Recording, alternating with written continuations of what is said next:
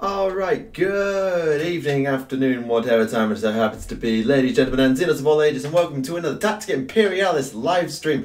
I've finished my exams. I'm done. I'm done.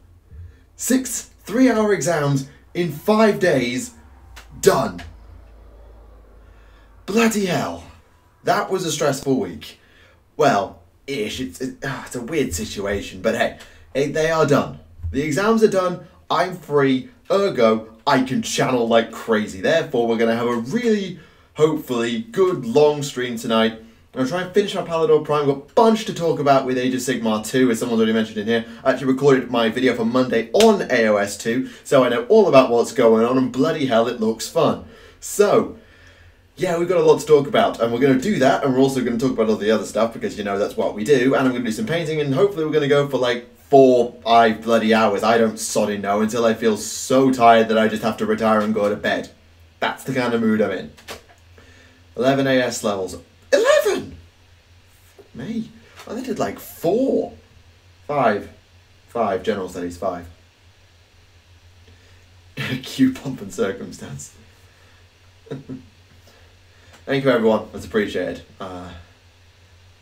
Exams do kind of suck. I mean, the exams over here are a bit weird because they're just in-con bloody system. But hey, whatever. They're done now, so we can have a nice old stream.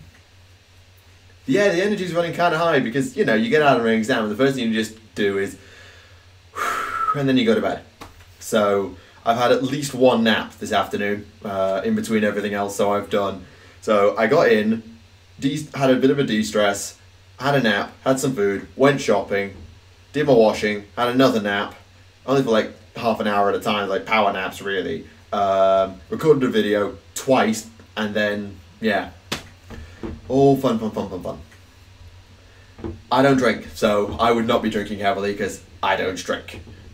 8 exams, 4 subjects, and maths. Ouch. Yeah, actually, maths does have a lot of exams. Like, if I remember mine, I had core 1, core 2, and then stats. So yeah, 11 exams actually sounds about right now that you say it. So I've sat 8 exams in the past 2 weeks. I failed one of them. I'm 99% of that, and there's 2 that are kind of borderline, but the other 5 I'm really happy with. So I've got between 1 and 3 resets. I'm thinking probably 2, but that'll be in a month's time. I don't care about that right now.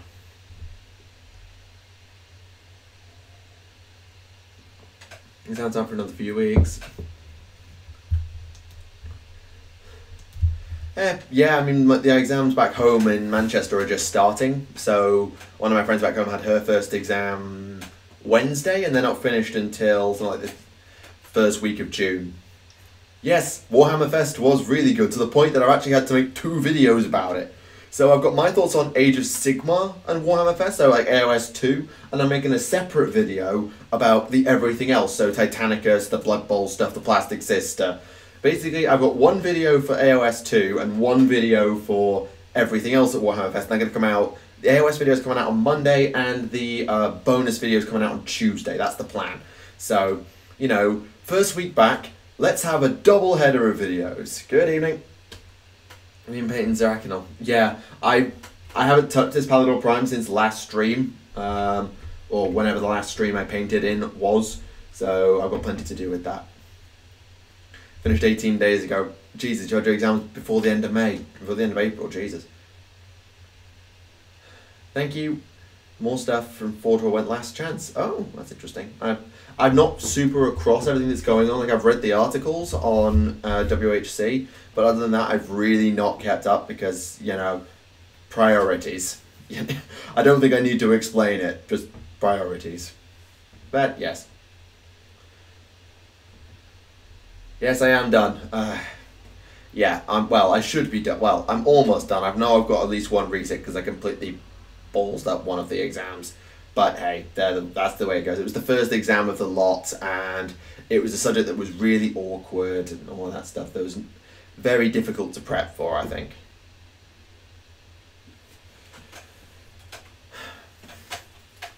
It's a bit warm. The sides. It's 8 o'clock and it still feels like it's blowing 3 o'clock. It's bloody warm. Hey, I'm not complaining much. Not complaining much. Anyway, so yeah, Is there any... they are changing it. Archaon's command ability is getting a subtle change. They said that in the Ever-Chosen faction focus, that Archaon's command ability is getting subtly changed. So you're in France for a while, heading back. Officially, I'm in France until the end of June because of resets. And I have a lab report to hand in at the end of the month. So I'm here at least for the next week. I might spend a few days where I hop home, but I haven't decided yet. Because it'll be like last minute bookings and they'll be stupid expensive. So I don't know what I'm gonna do. What do you mean going for? Oh, as in academically? I'm doing a physics degree, if that's what you're asking. Oh, Marty, you're in June, okay. Yeah, the command abilities, there was an article on command abilities today. They're reworking command abilities quite a lot. So that's going to be a very interesting tweak. So we'll have to see how it all pans out, but there's a lot of changes coming and that sort of thing. I'll go over some of the changes as we go along. It was never not playable. AoS 1 is plenty playable. It has its teething problems, but so does 40k. AoS 1 was plenty playable, and AoS 2 looks even better. So I don't know quite where you're getting the idea that it's unplayable from, because it's been playable pretty much since we got the first General's Handbook. No, sorry, it's alright. You don't need to apologise. I'm sometimes bad at interpreting what some people mean.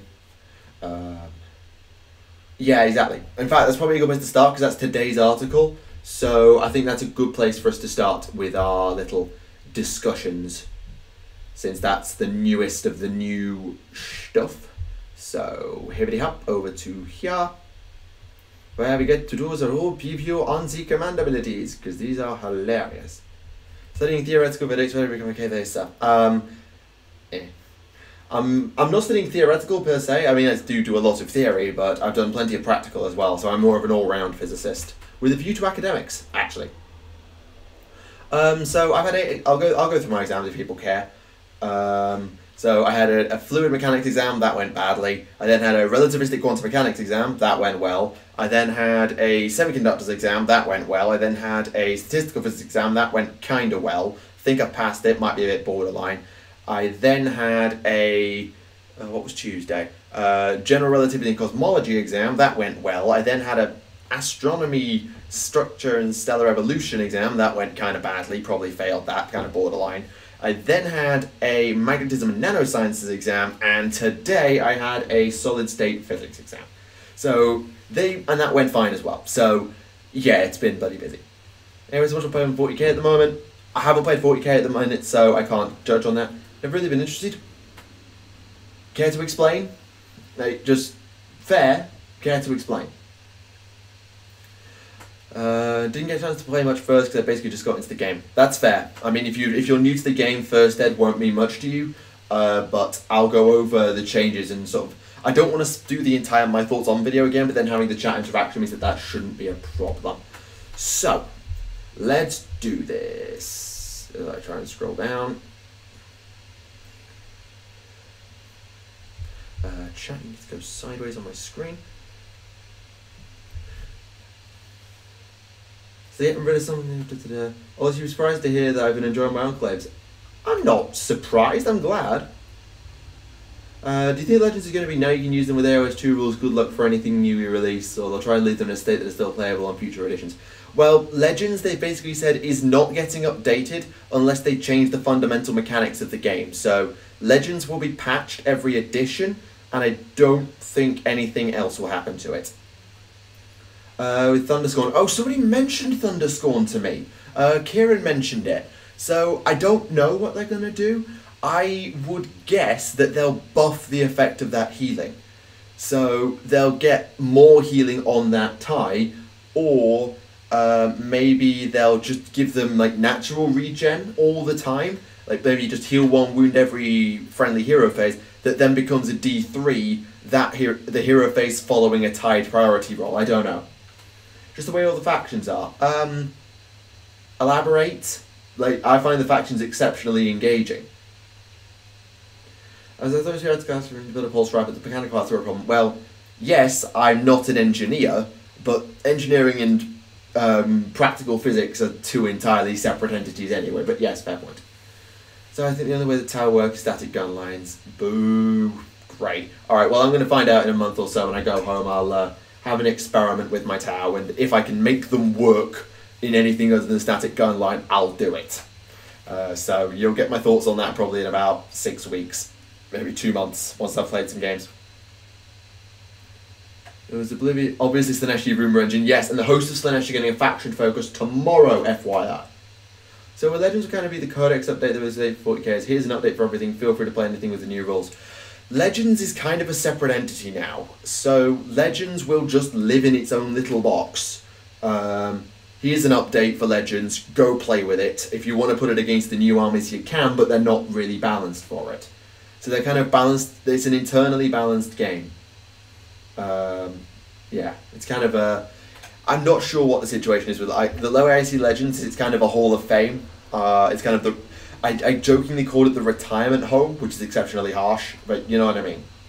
Don't really know why, I just never really liked it. Well, now that the lore is being massively pushed out, etc., I'm hoping that you might find something in there that engages you, and I'll try and convince you of the game mechanics. If you have any questions about it, and if something does interest you, do ask, and I will do my best to elaborate on it.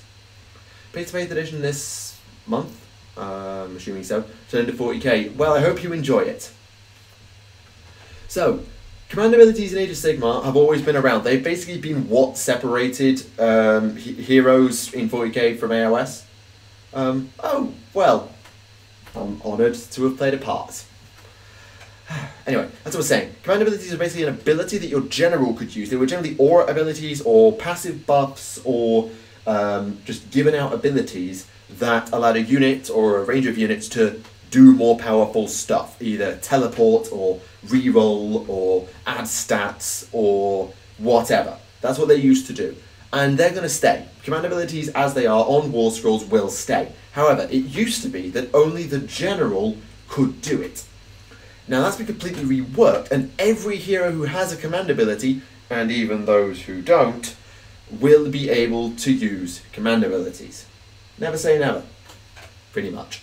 Never say never. And you're allowed a preference, doesn't mean you have to objectively hate the other one. It's like Fallout New Vegas and Fallout 3. You're allowed to like both and prefer one over the other.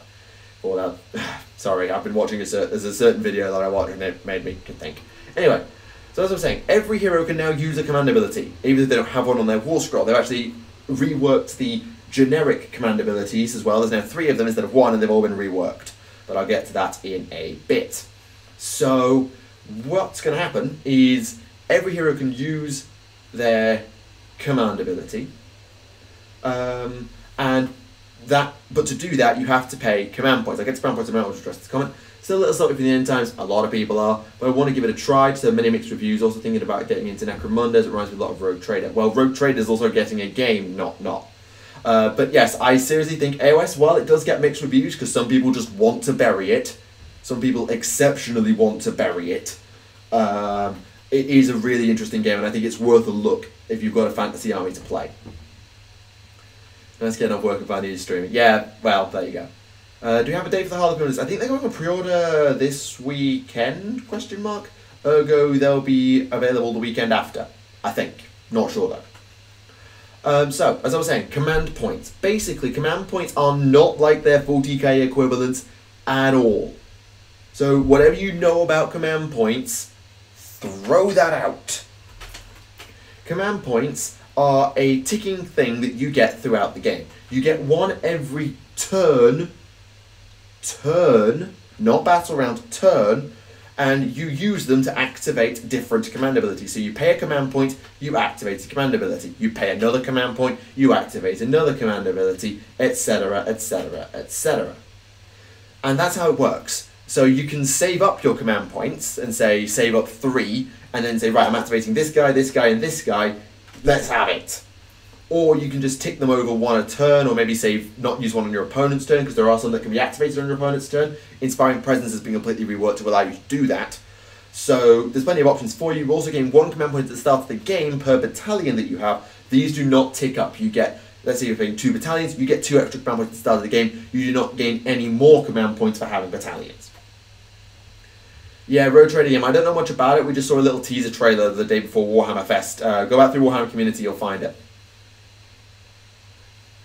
It's got too much at once. Who cares?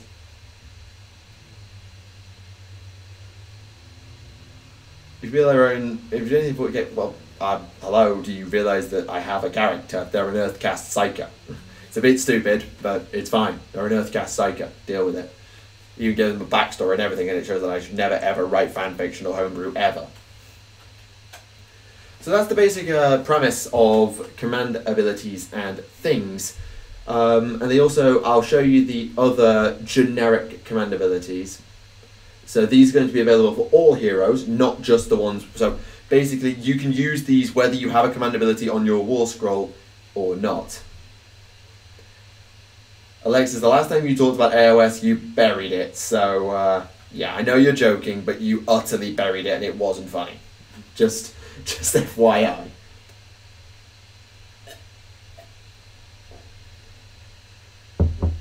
Also hi. Also hi. So, as I was saying, there are 3 now generic command abilities that any hero can use. And what you do is you activate them and then pick the hero who's going to cast them. So, they generally generally they have a 6-inch range. So it used to be Inspiring Presence was an 18-inch aura around your general of everything in 18 inches is immune to battle shock. Or, sorry, no, that's wrong. A unit within 18 inches is immune to battle shock. That's been nerfed to 6 for a hero and 12 for the general. However, you can now activate the ability in the enemy's turn. You pick it in the battle shock phase. So you don't say at the start of the turn, this unit is going to be immune to battle shock. Instead you say, in the battle shock phase, oh crap, this unit got wrecked, here have immune to battle shock. And you can do that in your opponent's turn too. Like I said, you get a command point every turn. So once you do that, you can say your opponent comes in, they smash something you weren't expecting. Okay, it's alright. Inspiring Presence, go. It's all good. Doesn't last over into the next turn, just as well for the record, but that is good. Maybe one day. The other 2 command abilities are brand new, and these are actually quite powerful in the right context. The second one is at the double. So this automatically turns a run roll into a 6. So armies who run and charge, armies that need to speed cap objectives, they're bloody going to benefit from that. Obviously there are other things that so it helps with maneuverability, it helps with getting charges off, it helps with, well, it helps with bloody everything really. So if you are an army that needs to move quickly, you will use at the double, you'll spend a command point, you maybe even save a couple of command points on turn 2 to get a mass set of runs and then do your thing. I agree, it's a good change, because it means that your general isn't the entire focal point of your army. There are benefits to well-deployed generals, but other heroes being able to use the ability means that your general doesn't need to be everywhere at once, literally. 2 times 3 intercessors, a squad of reavers, the dreadnought, and a storm raven. Gee, storm raven's going to be fun. Got the 8th edition book. Yeah, you'll need the 8th edition book. The third the third ability you can activate is called Forward to Victory. That's effectively a charge reroll. So it says after you make a charge roll, which is kind of nice. So you don't have to activate the ability to give out rerolls to charge, and then not need them to reroll. It's after you make the charge roll, you fail, you activate the ability, you roll again. So you don't have to again preempt your choice of command ability. You can activate them exactly when you need them. As you say here about Inspiring Presence, only when needed. It's a very, very useful ability, and I'm completely on board with it. So these will be good because they'll benefit more armies that maybe have high bravery, so don't need immune to battle shock so much. Well, now their generals have abilities they can use that aren't just Inspiring Presence, and their heroes can also cast them. That's very, very useful. I'm very much on board with this change. Is there anything else in this article? No, there isn't. So yeah, there's a few examples given here. So countering bravery buffs, debuffs, losing a key hero who is giving out immunity, giving out benefits for run and charging units or run and act units, and helping key charges go off, particularly for a teleporter unit. Generally, there's just a lot of options, and I'm very much on board with that amount of options because options is always excellent. So there you go. That's command abilities for you. That's command points and command abilities. What do you think? Let me know. Very interested to see what you think of the various abilities because, well, it's a fun system and I think it's going to add more depth to the game and that's what I think the game can use. It doesn't have to be a date game. It can be a very quick, easy pick up, play, go, but it has a lot of depth to it. Yeah, it will benefit Death, it will benefit Stormcast who run elite armies, it will benefit Ogre armies who don't have enough high enough model count to worry about Battle Shock so much. It will benefit, I think some Chaos armies will benefit, any elite army really will benefit. Elven armies as well will benefit because they run small concentrated units. There's a lot of units that will benefit from the change to the extra command ability, so I'm very much on board with it.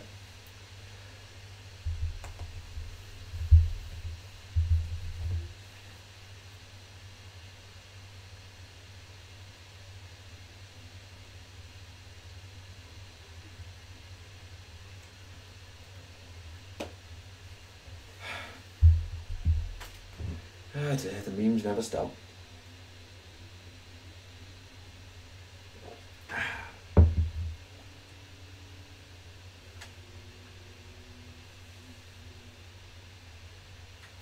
That Roman is good for Bloodbound. Yeah, Bloodbound will really like that one.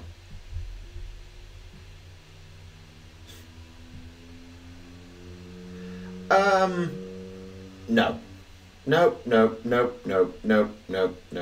That's not even funny. That's not even funny. Even if the fantasy stuff is selling better, which I somehow doubt, yeah, just no. It's not funny.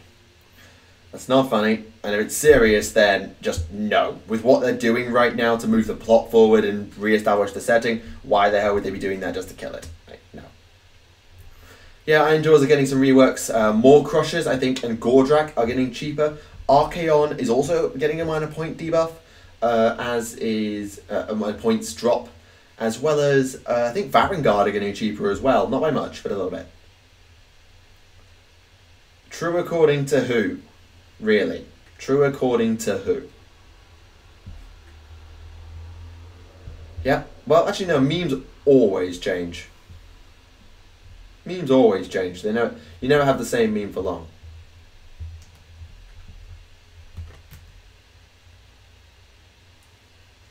Hey man. Yeah, good. I've got someone who can control this rowdy lot now, which is, well, maybe try. The Ben Hammer is ready, which is always good.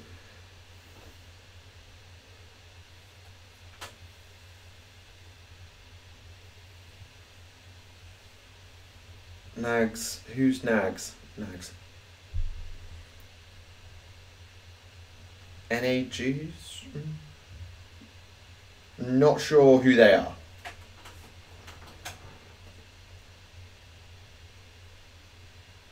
And now Ben and Alexis are having an argument. Yay. I'm not going to say Fantasy bombed because no one liked it. Fantasy slowly died off because people had complete collections and the barrier to entry, I should know, was utterly ridiculous. Like, trying to get into Fantasy in 8th edition was exceptionally difficult because it was so hard to just get the game. Oh, Nagash. Right, yeah, that makes sense. That makes total sense. Nagash needs a nerf. Yeah, but Fantasy was so hard to pick up and play because you needed a decent-sized army for the game to function correctly. And that was the problem. And it was so complex that people would just... If you weren't playing two noobs, who therefore were basically bad at the game, you basically just got steamrolled. The game... It kind of came to its own natural ending. The setting, there was nothing more they could do with the setting. It was kind of stale. I'm not saying the game was hard. I'm saying the game was hard to get into because it had a high barrier to entry. Not a high difficulty barrier, a high purchasing barrier, because to play the game properly you needed at least 1,000 points. That was a lot of stuff in many cases. The game didn't work at small sizes. I tried playing 500, even 1,000 point games. The game was clunky as hell. It's only when you got to decent size and actually got properly into the game that the game actually properly flowed. And sure, it wasn't a hard game. It was easy to learn, hard to master, but harder to learn than other games. It just came to its own natural ending.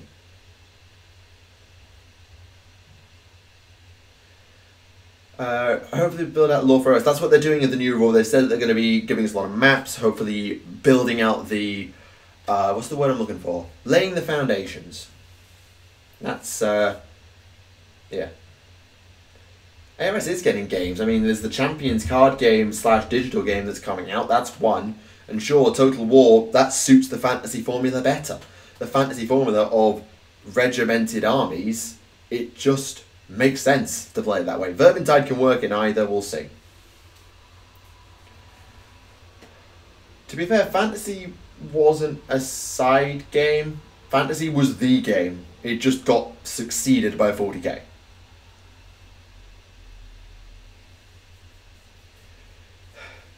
Nagash says, you doing nothing. Yeah, I can imagine Nagash is a proper shutdown. But more AoS there seems to be a priority, which I'm very glad about. I need to do that. That's been the biggest problem with AoS, is the lore just needed to be built.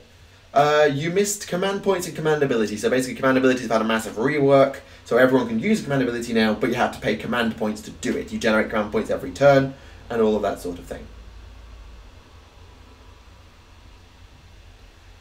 How do you kill wizards, how do you kill psychers playing Ultramarines and without using Gilliman? Well, if you had allies that you used to do, Sisters of Silence or a decent way, you can use Psychers of your own. You could probably use close range assault teams, but the nerf to deep strike and match play makes that kind of difficult. I'm not an expert, in all honesty. Character sniping is a lot harder now because of the things that they put in place with the Alpha Strike nerf and the character targeting buff.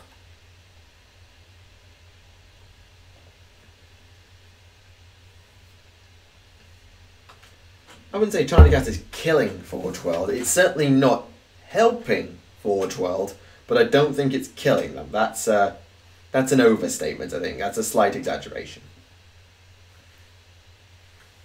Assault Marines, yeah, I was thinking Assault Marines or something of that order, but I don't play Space Marines and I haven't played 40k in months, so I'm not really that well versed in all those things.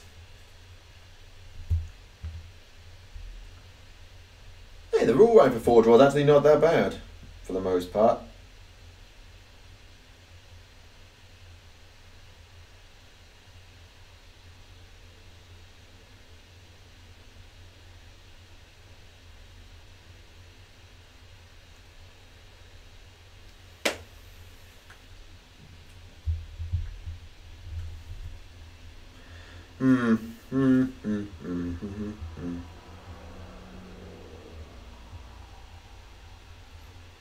To be fair, the resin cast models are very good. Like, the Magnus model I got was stunning. I don't know if they probably could render it in plastic, but there's something about resin. I don't know. There's something about it. I don't know. Look, I'm not gonna get into the semantics of how a Forge World and resin and stuff like that. I'm not that up on the business side of it, and I'm in no position to debate it. I mean, putting everything into plastic would be nice, but it's a stretch.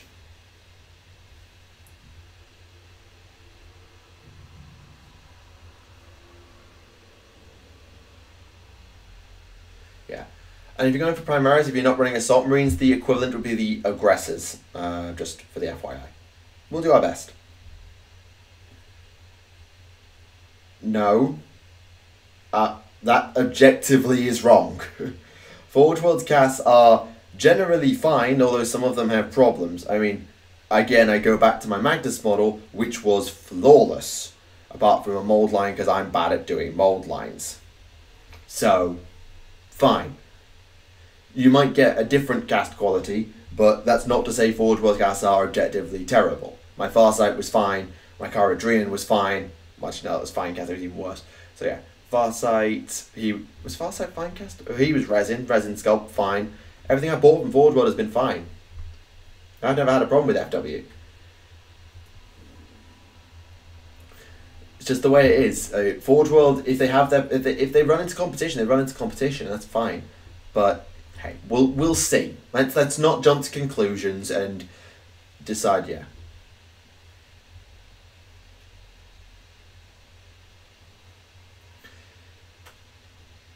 Well, if you're playing Crimson Fish, you can probably get away with Primaris.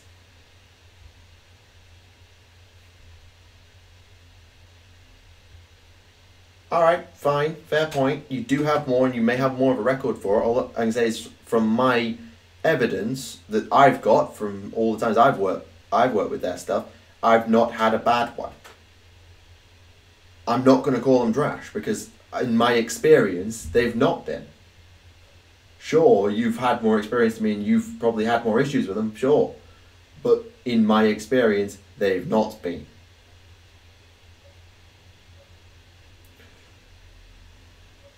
But hey, look, we can debate this till the cows come home. To be honest, we'll be here all day. We'll be here all day because it's just an argument that goes nowhere because we don't know what's going to happen in the future. We honestly don't. We should probably just drop it and move on because otherwise we'll be here all night just arguing about the same damn point.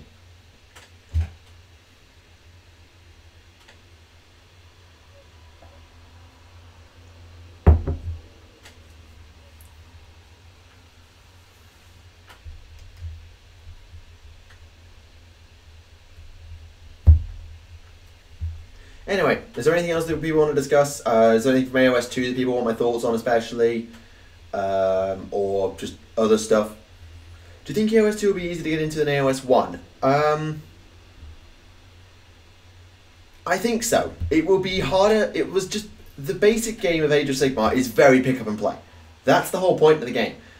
Like, the magic will be a little more complex. The hero phase is a little more complex. So the base game of AoS 1... might be a little easier to grab off a shelf and learn all of the rules quickly. But AoS 2 will be just as pick up and play because you move, you shoot, you fight in exactly the same way. The hero phase has got a little bit more finicky, but in your first game you're probably playing with like 1 or 2 heroes anyway, so it's not a big deal. So I think AoS 2 will be very easy to pick up. It will probably be more easy than 40k, although maybe not as easy as AoS 1. Between command points and tithe points, yeah, have fun with that. Just keep 1 dice for tithe. You know those big dice cubes? If your dice are in dice cubes, then use the dice cube to count. That's how I do it. That's how I keep track of victory points and stuff. I just use the dice cube.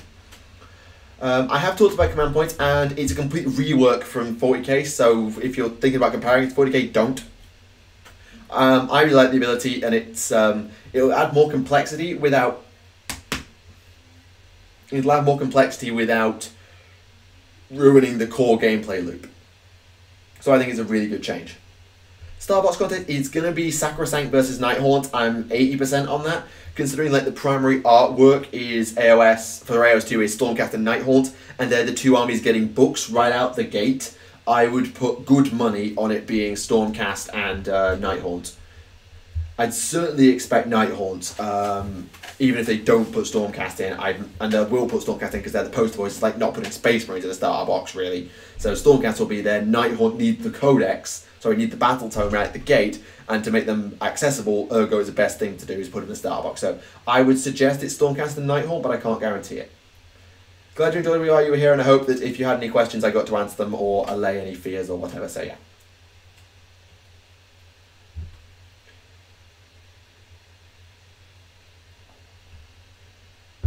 They're not stratagems at all. I don't feel that they're like stratagems at all. Command abilities have always been an integral part of AoS. And all they've done is they've decentralized command abilities and turned them into hero abilities. Okay, yes, Forgebane, fine. But for the most part, they are Space Marines plus X. Order and Death of Destruction and Chaos to follow? I bloody well hope so. I'm thinking it will be Slanesh and Moon Clan? I'd like to think it would be like Moon Clan Grots. So we get a Grot army, and then we've got Oryx, Ogres, and Grots all have an army. And then Slanesh completes the Chaos set as well. So that's what I'm thinking and hoping, but I can't promise that. Do you think charging units will get to swing first in AoS 2? Actually, I'd kind of go with that. It is AoS 2nd edition, but I think it's just been shortened to AoS 2. People are just calling it AoS 2, I think. It's just easier to say. We call 40k, we call it 40k 8th. I call it 8th all the time, just 8th. I don't call it 8th edition a lot, I just call it 8th. Or 7th, or 5th. So I just think AoS 2 is easier to say. I mean, AoS 9 or AoS 7 might be a bit much if we get that far, but AoS 2, it just rolls off the tongue. Yes, I do mean night goblins. They've kind of been renamed grots rather than goblins. But yeah, going back to charging units by first, I worry that takes away the Idoneth Deepkin's like primary gimmick, but I do like it in 40k. I think it's a really nice mechanic because it allows combat armies to do mass charges and not be punished. But we'll see. Aren't they changed the double turner? Yeah, minor change. So what they've done is double turn works exactly the same as it used to, but in the event of a tie, and only in a tie, the player who had priority in the previous battle round chooses again. So whoever went first gets to pick who goes first this time. So you are more likely, if you go first, to stay going first. Not by much, only by a tiny bit. There's only a 1 in 36 chance of it happening, because you have to have 2 dice that are identical. Well, no, actually no, there's about a 1 in, there's a 1 in 6. Double 1, double 2, double 3, double 4, double 5, double 6. Yeah, I'm hoping Summer of Slaanesh. I don't know about freeing Slaanesh, but Summer of Slaanesh I'm down with. Spider Riders, I prefer Night Goblins personally. They're not, they're sort of Dark Elf Sea Raiders, sort of not, because the Dark Elf Sea Raiders is kind of the Blackout Corsairs who are in Scourge Privateers, who are a separate faction. So yeah, but no, but. Yeah, Iron Jaws I think won't get anything for the moment. I honestly think Iron Jaws they'll get some nice abilities, so they're getting some points drops, but I don't think they're going to get new models. No, not for the short term. Anyway, someone just start with their tower army. Get a core, get an infantry line, get a commander, and then specialize to flavor. Pathfinders would be a good pick. I love crisis suits, but they probably kind of suck. You probably want an ethereal unless you're playing enclaves, which is my kind of shtick. So honestly, I'm the worst person to ask because I play Farsight enclaves. So yeah, some people are saying don't play enclaves. Yeah, you probably want some Fire Warriors, either Strike or Breacher. You want a Commander, you want an Ethereal, you'll probably want some Pathfinders, and then Season to Taste, I guess. Hey, I have Black Oak Corsairs, and I've got Lockheed Felheart. I have Lockheed Felheart's model. You know, the proper one. I love that model. It's a bit derpy, but I really like the Lockheed Felheart model, and I've got it, so yes. And I was actually going to go full Scourge Privateers, because you remember Anvil Guard, the box set for the Great Cities. There was Hammerhal, Tempest Eye, and Anvil Guard. I was going to get the Anvil Guard box set and do a Scourge Privateers army as a follow-up to the Stormcast originally, and then the Idoneth Deepkin and Daughters of Cain happened. How come GW doesn't update the digital battle times? Did they not? I don't know, I buy the physical copy. I always buy the physical copy and then get the FAQs if I need it. Slaanesh next for faction focus? Yes, they are. The host of Slaanesh are getting theirs tomorrow. That'll be very interesting, and hopefully they'll give us a bit of an insight to what's going on with that. Oh, drones. Yeah, I always forget drones. Get Dark Eldar's Tower Auxiliaries, then don't get anything else. That's my thoughts on that.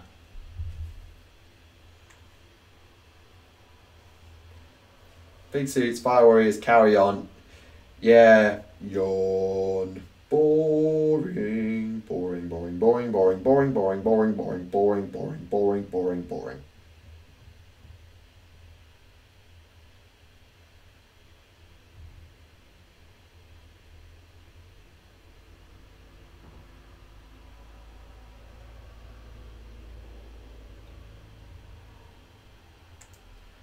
One of these two Riptides, maybe a Storm Surge. Oh, not the Storm Surge. God awful, that thing. I don't know about gameplay, but God, I hate that model. I hate it so much. Yeah, drones are a nightmare, I've heard.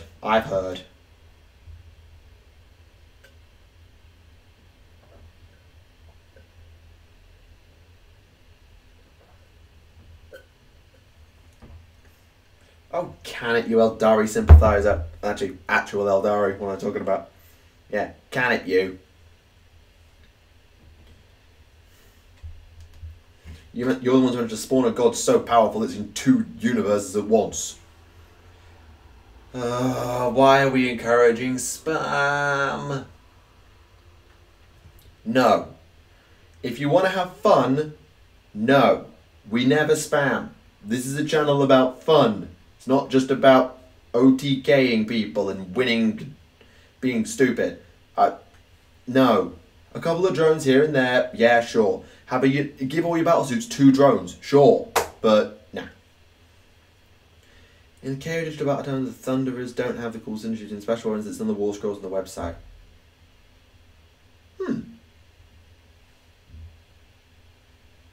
Interesting. I didn't know that.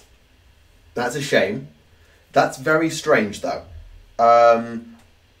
I get the feeling, though, that with the new edition, I'm thinking they might update all the battle tomes for the new edition and just, like, run over a quick balance pass to make sure that they're all up to date so that people who are just getting into the game can always get everything correct.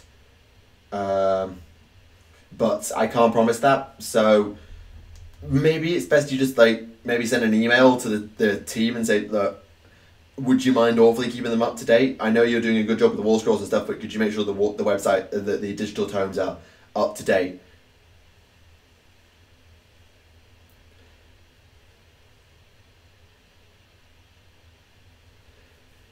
Yeah, don't spam for it. You will need to build for power. Like, you can't just take whatever you want and win. Yeah, sure. But yeah, absolutely don't spam. Absolutely don't spam. It's one of those things, you can't spam. It drives me nuts. Like, even when I was at peak battlesuit nonsense, I was still only running 3 squads of 3. And I had plenty of other stuff in my army to go along with. Time to spam the rules, team. Quick email, then it's done. Maybe speak to your store manager who can pass it on. I don't know. Probably the best I can recommend. Anything else on the table for discussion that I've missed or that you want to ask? Because my throat's weirdly dry. So, that's annoying. I've got a bit of a sore throat now. Talked too much today. So 40k is essentially dead. It's been nerfed for tournament play, yes, but I wouldn't say dead. Nope, nobody ordered it. Go away. Go away with your memes. And if Rowan tells you otherwise, then you can tell him to shove it.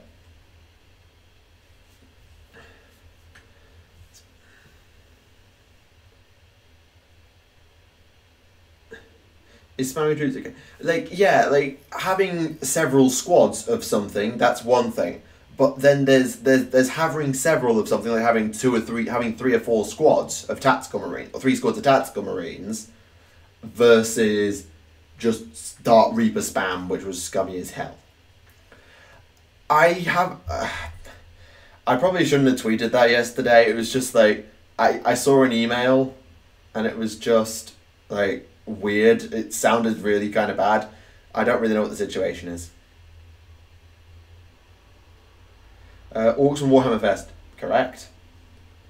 How the hell is the Arch-Arsonist Empire still there? It's right next to Ultramar. The Ultramarines have been a bit busy. They've been a bit busy trying to deal with everything else, like, you know, nearly getting wiped out by Tyranids. I have read the faction focus on the Sacrosanct Chamber. It would be interesting about how powerful those buffs are in terms of, like, charging their weapons and charging their shields. I can't see it being any more than, like, re-rolling 1s or getting a +1. The launch of AoS 2 and 2, when do you think Kill Team? I haven't heard anything about Kill Team. Or if I have, I've completely forgotten.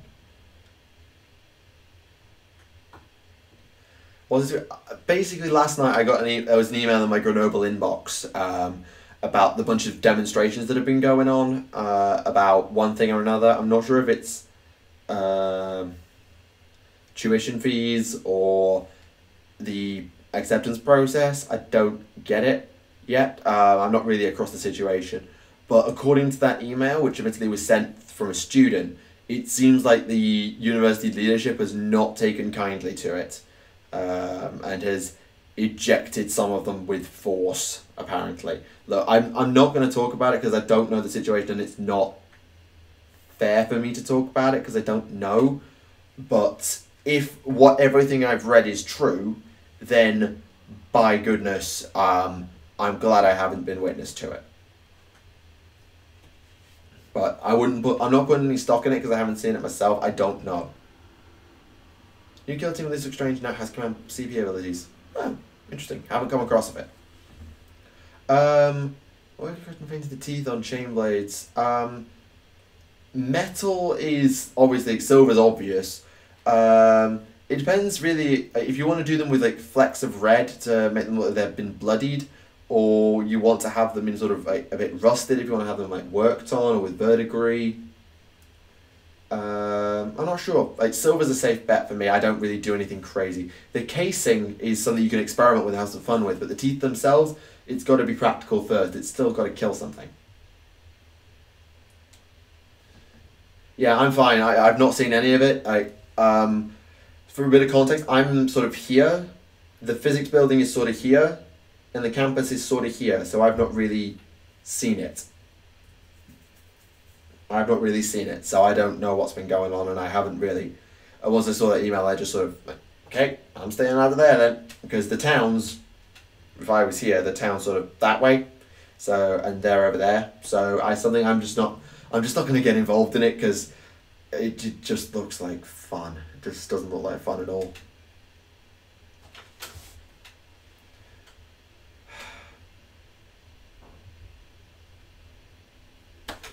Oh dear.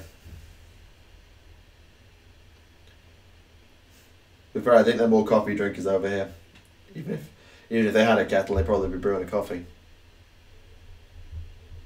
Yeah, I was in GW Manchester a lot. I'm still a Manchester student. I'm only out here for a year, so I've been to GW Manchester several times in the last 2 years while I was there, and I'll be going back again, obviously, because I've got to buy my army somewhere and play with it. So yeah, I'll be back at GW Manchester. That's for sure. Not gonna make a schedule of it because I don't know what my 4th year's looking like, but I'll be in there occasionally buying stuff and things. True, I don't drink tea, but then again, I know I'm more the exception than the rule. It feels like I'm more the exception than the rule in Britain. Maybe, we'll see. Yeah.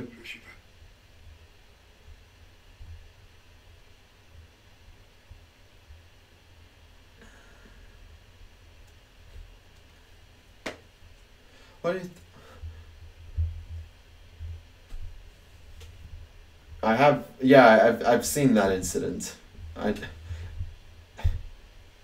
That was pseudo meme, pseudo not meme, but alright. Probably gonna avoid doing my Stormcast Bowband until AoS 2. That's completely fair. Like, I'm not touching my Stormcast again until AoS 2, and I might get like 1 or 2 units from the Sacrosanct Chamber, and then I'll move on to the Ideneth. So I'm probably even going to pick up a Lord Arcanum, which is the Griff Charger. I'll probably pick up some Sequitors, and probably, well, I'm not sure I'll pick up the Sequitors, I'm not sure. Or just the sort of the Battle Wizards, I'm not sure yet. By God, I swear he's broken in half. Yeah, even I know that reference. I'm not that uneducated, even I know that one. But yeah, I know what you mean about wanting to wait, and I think AoS will probably see a sales slump for about 2 or 3 weeks until the edition comes out, as people just hold off and hold off and hold off and hold off and hold off, and then the edition will drop and everybody will buy in. How many armies do I have? Oh, bloody hell. Right, I have a Tau army, an Orc army, 1,000 Suns army for 30k, that doesn't count.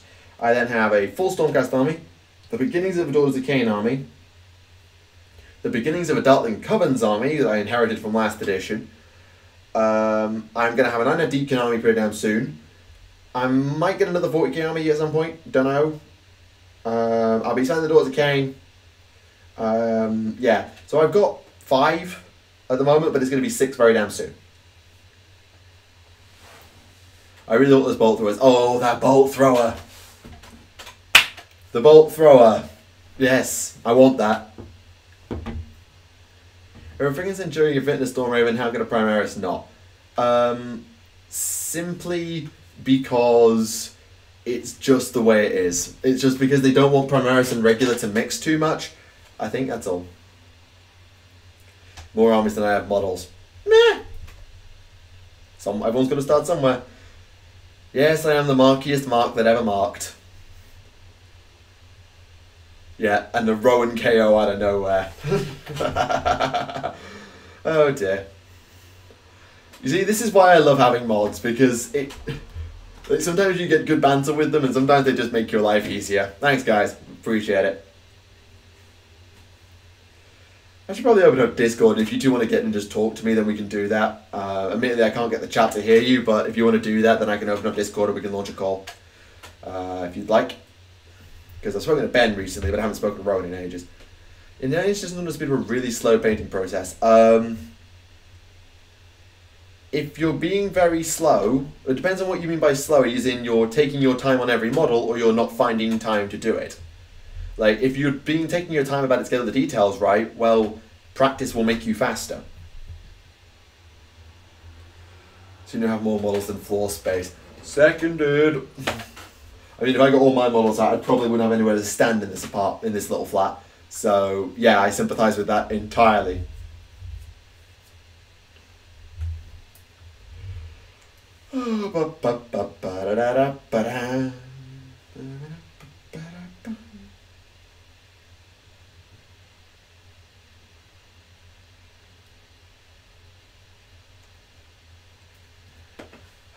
Seven armies. I'll be right behind you soon. I said I was getting a Gilliman. If anyone says the Primaris can't visit, well, according to Gilliman, they can. And according to the rules, they can't. Sorry. Can you imagine a Black Friday for Games Workshop? It would not end well. Well, to be honest, I think the hobbyists would probably be, like, I don't know. I feel like in Britain we'd be calm enough to be fine about it. But the online store would break. Yeah, okay, demons. Fair point. More models than clothes? Oh, come on, that's a given. I play Stormcast and I have more models than clothes. I mean, come on.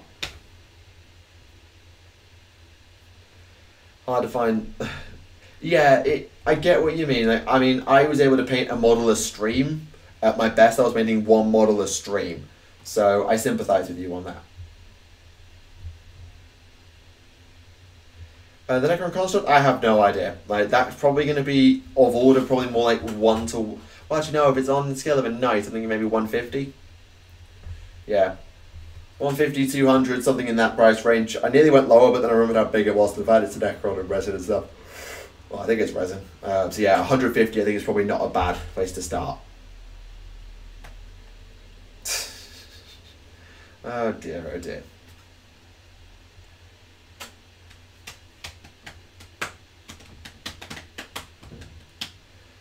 Oh, jeez. Should probably talk. I promise I can't stop talking because, then the stream just goes silent. But also got to watch my throat.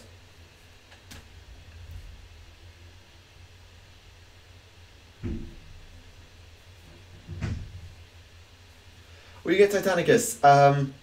Maybe. One day, eventually. It's not top of my priority list because I wouldn't use the models that much. So it's a low priority pickup for me. And I also don't like Titanic is out in August, and everything else like the Necron Construct, I don't think that's out yet. So I think AoS will be out first. AoS 2 will be first, I think.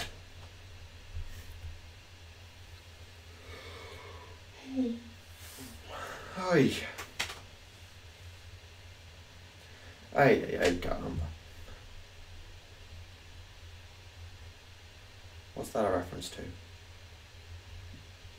that a reference to like is that the Incredibles? What's that a reference to?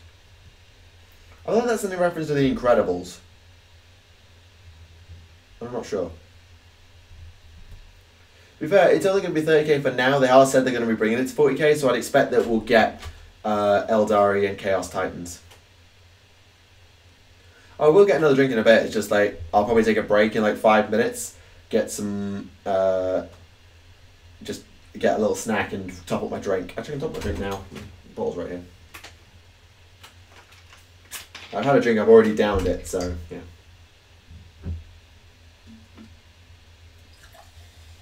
It's not Power Trip. Look, I trust the guys that if they feel something's being problematic, I trust them to handle it.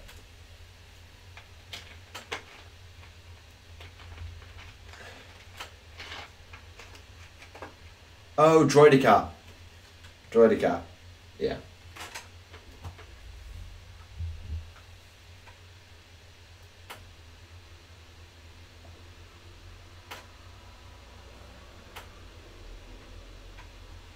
That's 10 too many. That's 10 too many.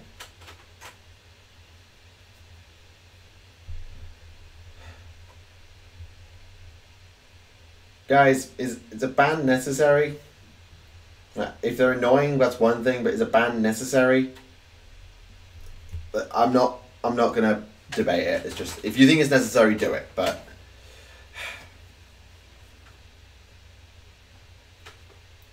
I trust them. I trust my mods. They know what they're doing.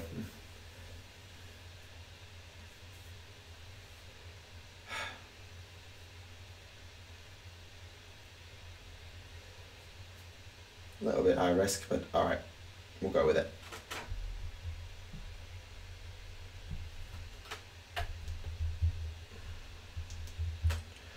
I should probably do some paintings, and that's the other thing I wanted to talk about. I was going to do on the stream.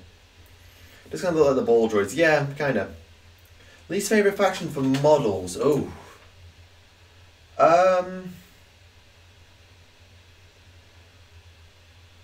Probably Slanesh, because they just creep, because they just don't, they're not my thing. Like, I think some of the Slanesh models are alright, but they're not my thing, really. The Eldari are fine. All the AoS stuff's great. Like, all the new stuff is great. I don't know, honestly. Slanesh is the first thing that comes to mind, but I won't want to be sure. Pad Thai, I've never had it, personally. Never had it, so I couldn't say. Anyway, might as well do a little bit on the script charger while I'm thinking about it. Do I want to do the grey or the gold? Let's do the grey first. Let's do the grey first. Slanesh with AoS and 40k? Well, they've got the same range. Slanesh will be out soon enough. The host of Slanesh is going to get faction focus tomorrow, so hopefully that will give us some insight to what's coming for them soon, maybe. And they got their rumour engine, which might change my mind. Like, I think if we get the new models, that might completely change my mind. If I can think they're objectively well designed, then yeah. I just don't know if they are objectively well designed right now. I forgot about the old sisters. It's like, they're fine. They could just, if they were in plastic, they'd be some of the worst models in the range, but they're just, they are what they are. And they're getting replaced. Like, I know they're getting replaced very soon, which is good.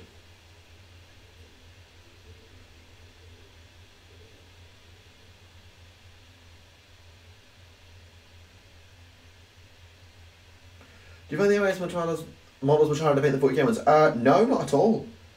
I mean, you need to get into a rhythm with them. So like, these cavalry are a bit of a pain because there's much more to them. But the infantry, I can really knock out infantry quickly. Like I say, I paint an infantry model per stream and they were about 2 hours. So even with chat nonsense, I can still knock out a model in 2 hours from the infantry with practice. So I'll say no to that because, well, then again, I've also got an easy paint scheme. It'll depend on the paint scheme and all sorts of things.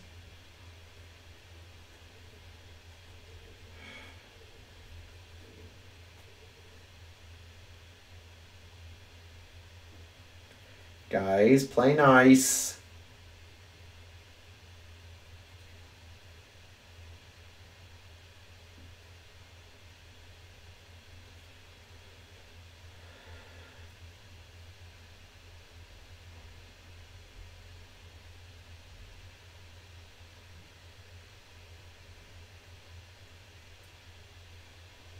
Oh yeah, Robin Williams, I think, was massively into The Hobbit. I think Vin Diesel was as well. I think I saw someone that Vin Diesel was. But I know Robin Williams was. Great actor, Robin Williams. And I've still never managed to work Good Morning Vietnam into something. Like, even when I was doing a bit of teaching, because I was always being introduced as a supply teacher, as a helper teacher, I never got to do the good morning whatever instead of Good Morning Vietnam, obviously, because that wouldn't make any sense in the context of a classroom. Why would I make a reference to Vietnam? But you know what I mean. I've never been able to work that in, and it's a shame because I wanted to. I love that movie. I've only seen it. I think I've only seen Good Morning Vietnam once. But yeah. Oh, Vin Diesel maybe was D&D, maybe. I know he was into something mega nerdy, quote unquote. But yeah.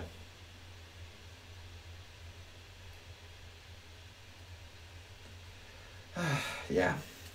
Yeah.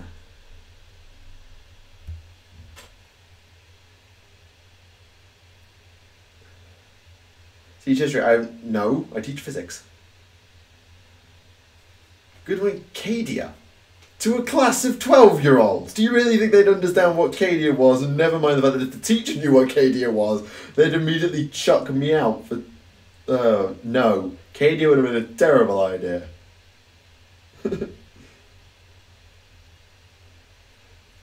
Yeah, I'm really thinking about teaching. Like, I did a placement last summer at my old school, and I did quite enjoy doing it. So I'm thinking of applying for PGCE, which is the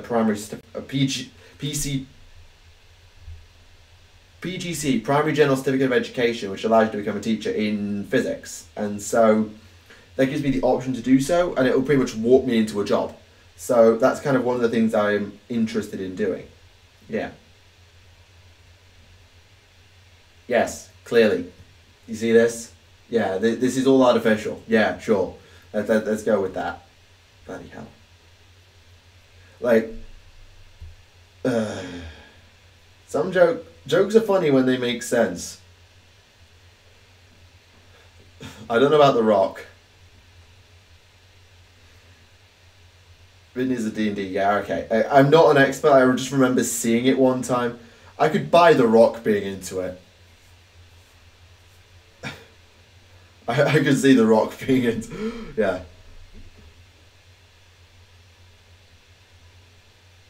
Just imagine, like, oh my god, like The Rock and John Cena and stuff doing like a D&D session. It's like they all play different like brawler characters, and it's like it just goes for a rock bottom. Fortunately, he rolls out.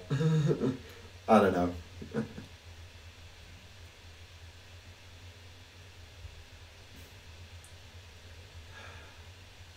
Teaching's in an awkward place. I admit that, but this is the thing. I don't want to do a job that I'm not gonna enjoy. Like, if I could do a job, if I could do YouTube full time, bloody hell, I'd bite your arm off to do YouTube full time. I'd love to. I'd never be able to because, like, God, no. But if I could, I would. And I want to do a job that I enjoy, and I enjoy science, I enjoy languages, I enjoy talking about those things and sharing that passion. Like, you haven't seen that moment where you talk to a kid about a scientific phenomenon, and that moment where it clicks, and they're just that, oh, moment. That is as addicting as rolling the critical double six. It just is, ah.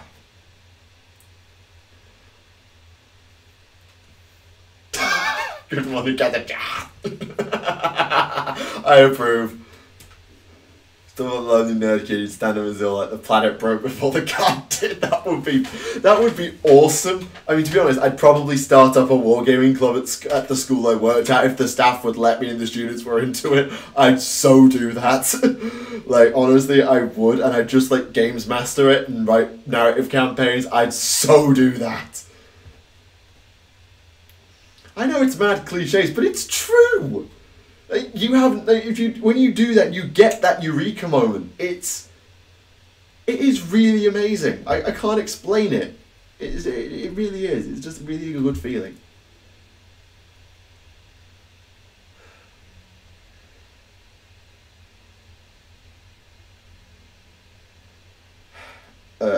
I know teaching is that the education system is not an easy place to be. I know that.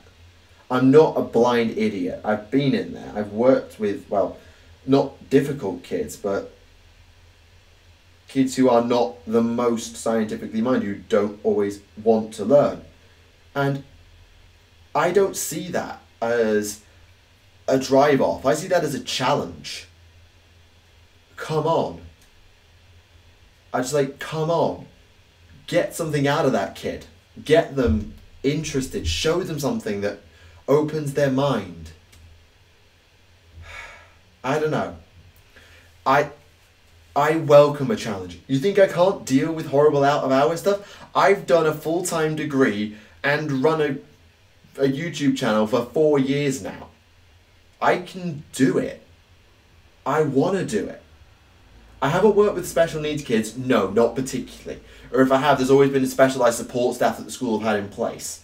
But again, that's just another challenge. It's like, yeah, all right, they're a different set of rules that I have to play by, but I still want to show them what science can do. I want to show them something and show them something cool and motivate them, because I don't want my classroom to be an exam factory. I don't. My passion is in my hand right now. It's this hobby. It will always be this hobby. And I can guarantee you that if I have to describe experiments, I will make abstract 40k references all the bloody time. But this is my hobby. And to deal with the chat, it's a no challenge. To be fair, I've got mods to help me with you guys, but yeah. Yeah, it's not giving them the knowledge, it's making them want to do something with it. Like I said, it would be hard. I'm not saying it wouldn't be hard. I'm not saying it wouldn't have some days that were utterly soul destroying. But to that I say, bring it on. Bring it on. Because if I can walk into a French university with no help, no understanding of what was going on, no support, and walk out of there with a better than average for the class mark across the board, despite having no help whatsoever, I'm up for a challenge.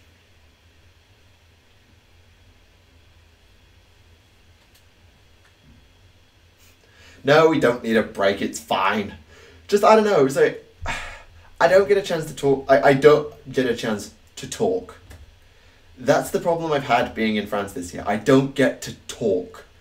Like, doing videos, great. Doing the podcast is lovely. But I don't just get a chance to talk unless I call home or I call the family or I call my friends. I don't get to talk. And I certainly don't always get to talk about what I want to talk about, because I have to deal with whatever's going on at uni or a situation that requires my attention, and how much water is in there.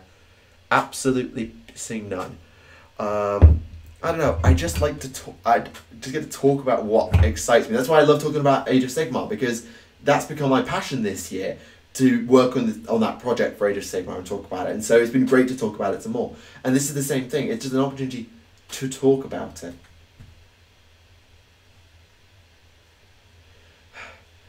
Introduce your kids to the hobby, they won't have money for drugs. True, but I also would be like, look, I will let you get, I'll tell you what, I'll give you a game if you get this much on your homework. I decided no. The cool teacher is basically your best friend. No. I can play out the way I am. Like, I can have banter with you, but if you mess with me, I will come down on you with a hammer. I will drop Galmaraz on your head. Don't screw with me. The channel, yeah. The channel's awkward. Like, doing the channel and doing teaching would be awkward.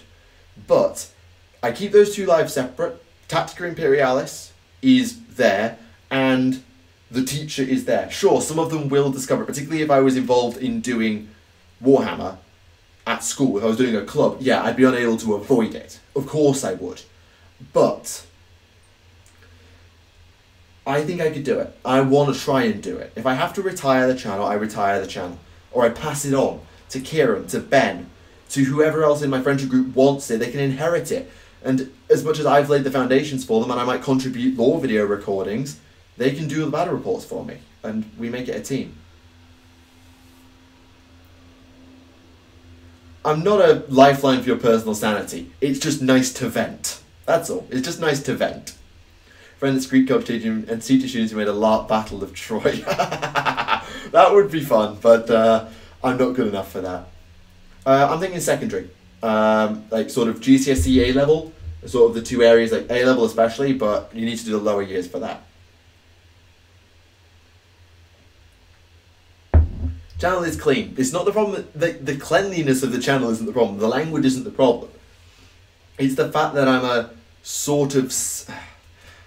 I don't want to use the word celebrity, but like I'm a public figure as a YouTuber. Ergo, that can be used against me. But yeah. And no, I wouldn't drop Alexa. I'd just say, look, if you want to watch my content, you will not get anything out of that channel to use against me. And be warned, there is some stuff on there that I would recommend you don't watch.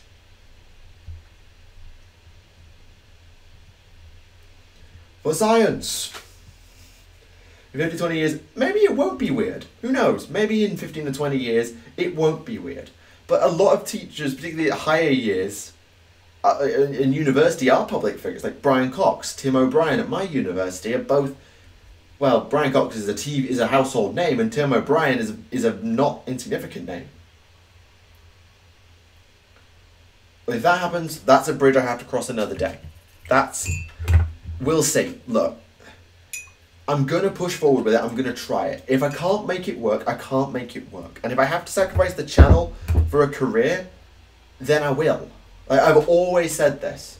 The channel is great. I love this channel. I love doing what I do. I love the hobby. I love it. I love doing this. And ever since Ben convinced me to do it 4 years ago, I have enjoyed it immensely. But I've always said it. My education comes first. Always. Education and careers always come first. No argument. I have to put my life above my hobby. So if I had to retire the channel, I would. I wouldn't like it, but I would. And even if I had to pass it on to Ben, who could completely ruin it, that's not funny. That joke's not funny. You know, a much bigger and dirty YouTuber who was able to be a history teacher. Yeah, it can happen. It can happen. Oh God, if I give Ben even a day's control of the channel, it'll all go to hell in a handbasket. No, I shouldn't do that. Maybe I shouldn't do that.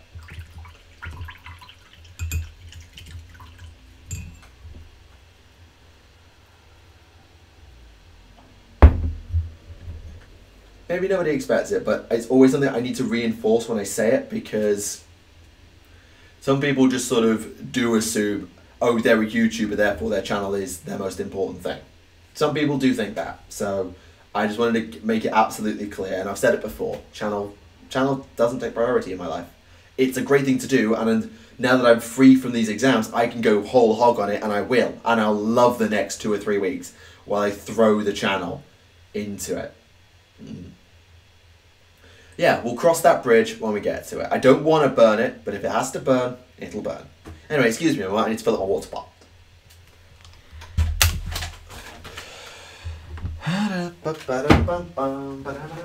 God, that got morbid.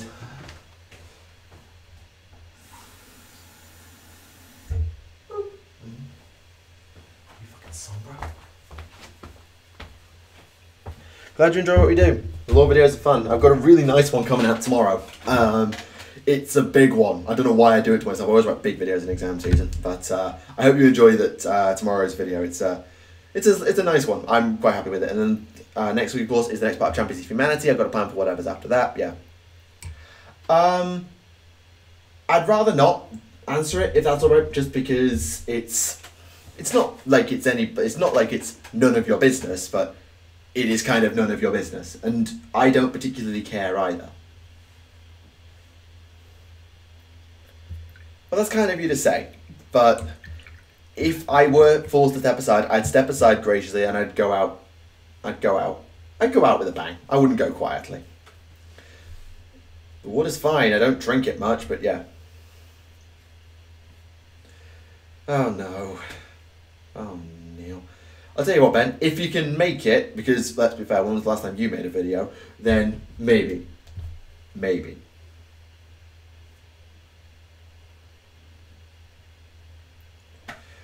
What was I doing next? Silver? No, gold. Where's my HP drawer? Yeah. Warhammer isn't super weird for most people. Warhammer isn't super weird. Just for the record. Haven't touched this in a while, so I'm going to give it a proper shake.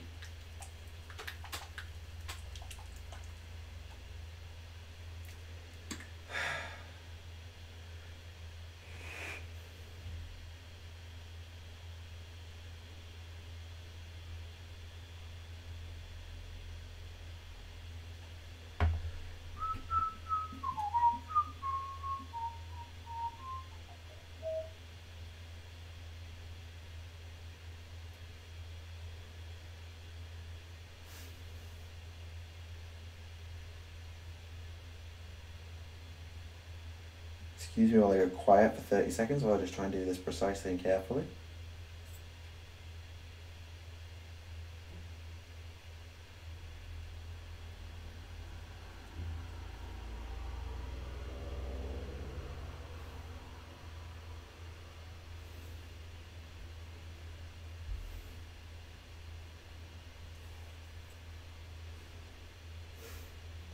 No, I'm not thinning that paint. What have you noticed? I mean, yeah, cosplaying's like, I've never like looked too hard into it. Like, it's great that it's a thing, and I do find some of them, like, when they're done right, are awesome. I don't think I'd go for it myself, but it is exceptionally cool to see. Both at regular cons and at Games Workshop, like the ones at Warhammer Fest, there was like someone who did OKs, which was ridiculous. Yeah.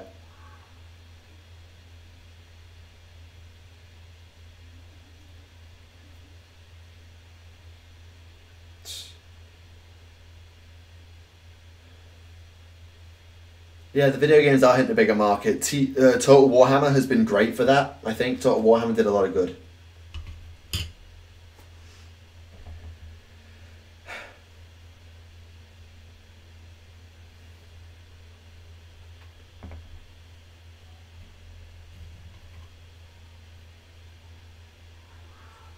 What Ben should do a video on this or that over the summer? Well, we don't know what to put in the options for the straw poll because we haven't had any suggestions yet. So get your suggestions in and then we'll make a straw poll. Maybe. Well, actually, maybe don't make straw polls because then Rowan gets triggered. You'll trigger Rowan if we mention straw polls again.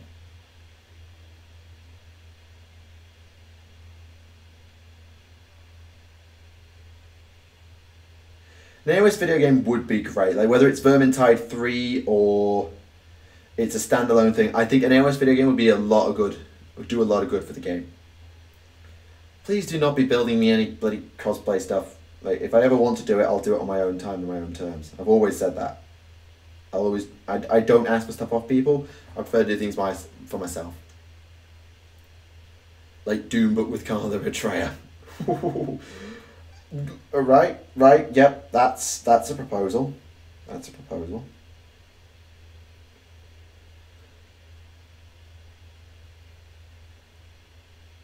Have you done much AoS lore? I've not done any AoS lore videos, no, because I don't know the lore well enough to justifiably do it, and I don't have access to the same resources I would for 40k because there's no like Lexicanum equivalent. So I haven't, though I might do. I like to talk about it, but I don't have enough context for them to do it to the same quality as 40k stories, and also I don't have time because I'm doing 40k stories. They want the Vertide could get their own models and rules. That would be fun, just as a little interesting extra. Maybe make them into a Shades. Oh, make them into a Shadespire warband. There you go. Like souls that survived the end times have got lost in Shaish. I don't solely know. Yeah, that would be fun. Make them a Shadespire. Oh, but there's 4 of them, not 3. Ah, crap. Not sure then. Yeah, we have maps, which is great. Like, that's just going to be so important for just getting context and a sense of scale. Like, I might do the odd AoS lore video, but 40k stories has to come first because that's the main thing for people. Always fantastic for kids. Teaches them loads of things. Patience, attention to detail, colour coordination. It does. It's very subtle. It's very subtle, the way it teaches you. It doesn't overtly teach you. But if you're willing to learn, it helps teach you strategy, risk reward. It gives you good mathematics. Yeah. That's kind of as AoS. I hadn't noticed. Apologies. But yeah, I think just because I've got too much to do, like with 40k stories, that it would just be a case if I'd do a special one every now and again. It wouldn't be a series like 40k is, because I wouldn't have the time to commit to it. Also, the 7th, 8th, and 6th all have very similar War in Heaven stories. So that's the Necron Canon one. Next one, Codex one. Right.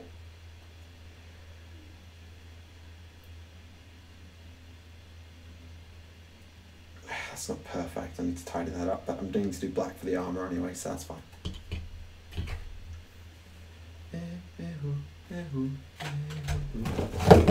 Why have I got Bastille in my head all of a sudden? I don't know.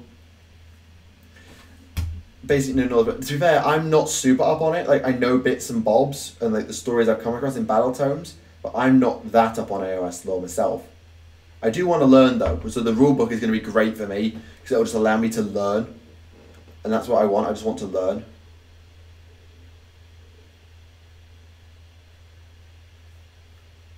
Ben's need to snipe them when we get their AoS lore.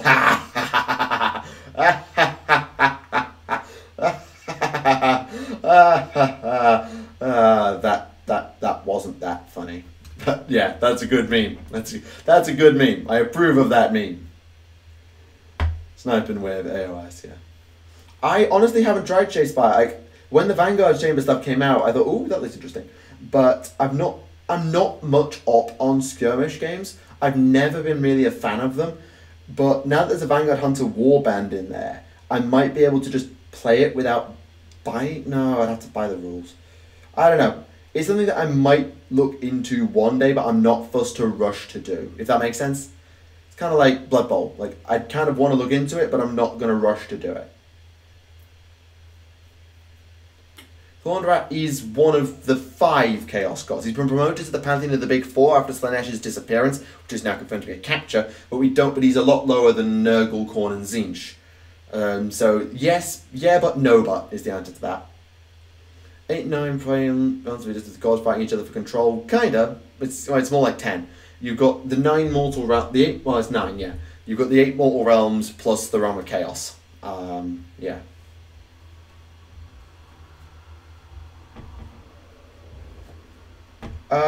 It would probably be easy if you leave that run over in the comments of the podcast, so that people always have access to it rather than you just doing it in a random stream. So leave it in the comments, people in the podcast, and then they can check it out for themselves. Which side does the shoulder pad? It's on the blank side. Some of it maybe does have a bit of a Tolkienish feel, but they've also changed up a lot, and it's now its own universe as well. So yeah, I get what you're saying with that. Take what happens, all you need is their one box with a solid enough deck to play with, and get them as a squad to boot. Yeah, but wouldn't I also need to like buy the rules for Shadespire and like the board and well, maybe not the board, but I'd need to get the rules from somewhere. Because I'm not just downloading them off the internet. Yeah. That's a noise I never want to make again.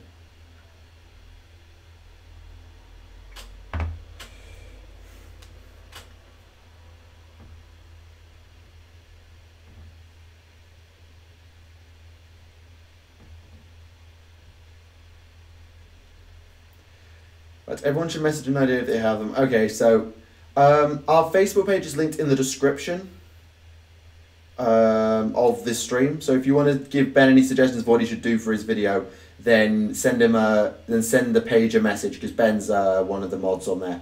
One of the what's the word? Admins. That's the one I'm looking for. He's one of the admins, so he'll see it. 9 main realms, there's several realms inside realms, we now have an underworld for each other's main realms. That's correct in Shaiish. And then there's the Skaven thing, yeah. Well, he wants it for the end of summer, so I think this is a serious attempt, because Ben hasn't done a video for a while.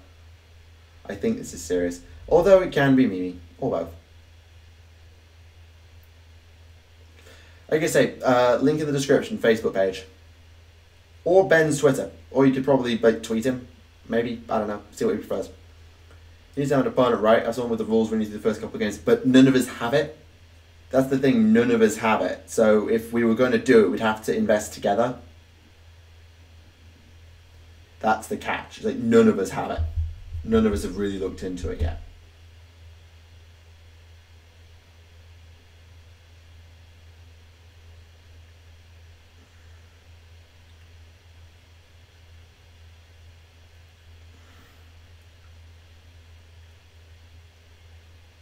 I'm doing that one, I'll tell you.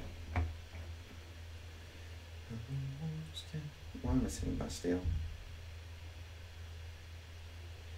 WTF.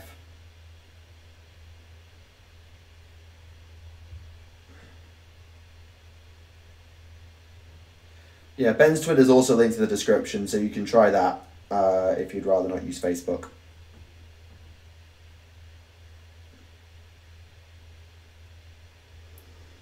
Like I say, it's all in the description. However you need to get in touch with us, it's always at the bottom.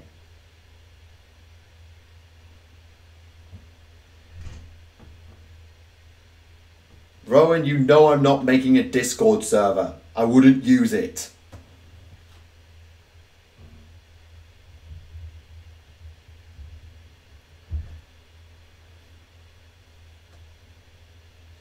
Literally, you asked me this 10 days ago, well, 11, whether I was making a Discord server, and I told you no, because I wouldn't use it enough. I wouldn't be there to interact. It'd be a waste, just be a waste of time.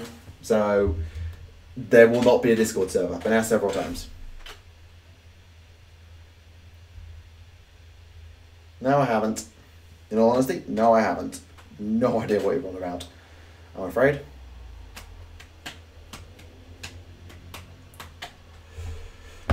Oh, I've already put the hair on.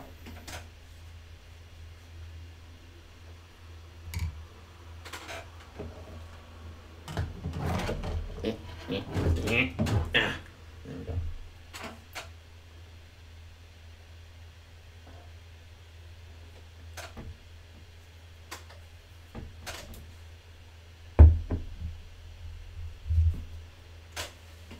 Yeah, like if I created a server that was for my channel, I'd want to be in it, but I know I wouldn't. So, like, I'd feel bad doing it. I'd just feel bad.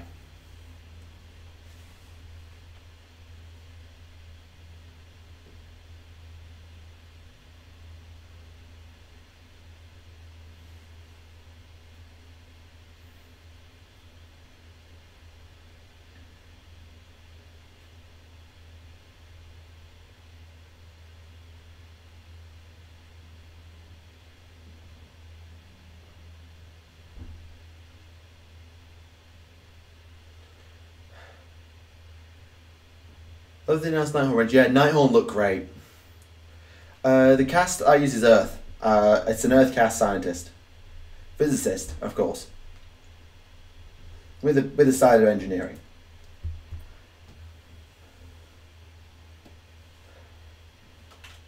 Yeah, AoS is a unique little universe. It's a nice universe, but it's a slightly weird one.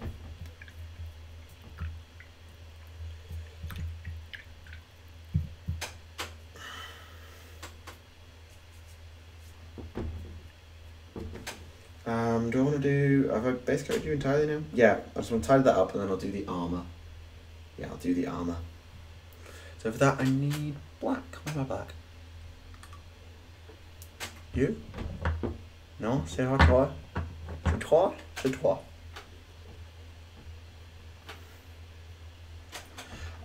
Since 8th edition, the Tau have found a basically wormhole, which they're calling the Startide Nexus, that the fourth sphere ended up going through after being spat out, after trying to travel through the warp, because they developed a warp drive that went horrendously wrong. And that's far to the north. So they've started expanding out there, and that's the fifth sphere of expansion. However, those who are in the fourth sphere, the ones that tried to use the warp where it all went horribly wrong, kind of a little bit psychotic and murderous. So they've had to run off to the enclaves to avoid being dealt with by the main empire. Also, Shadowsun was put into stasis again in between the third and the fifth spheres. That's why she's still alive. they put her back into stasis. Anvai's dead, as you know, but they're keeping his spirit alive, sort of, using projection, so people still think he's alive even though he's dead. And Farsight's been back to Arthas Malok, though we don't really know what he did while he was there. Something Farsight, something Necron sword. It's not demon, it's Necron. Well, it's Catan, I think, rather than or Necron. It's either Catan or Necron tier, almost certainly. It doesn't feel very demonic to me.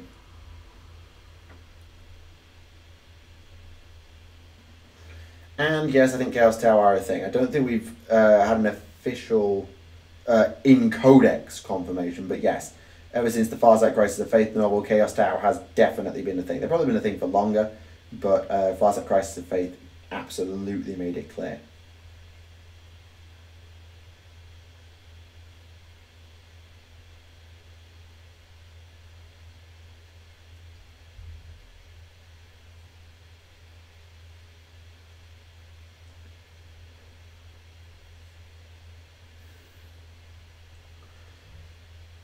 Well, I don't know if it's a phase sword, but it's a chronophagic alloy. It's not demonic. Well, I don't think they're gonna like turn the Enclave to chaos. I don't, but hey, you never know. If they do, I'm gonna be very annoyed because Farsight's my favorite character, and I don't want him to go traitor because he's not a traitor.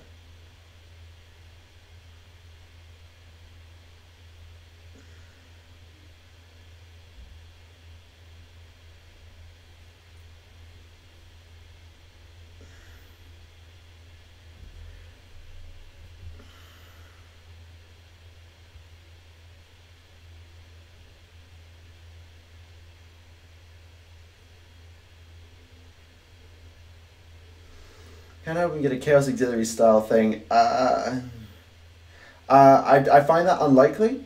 Not impossible, but unlikely.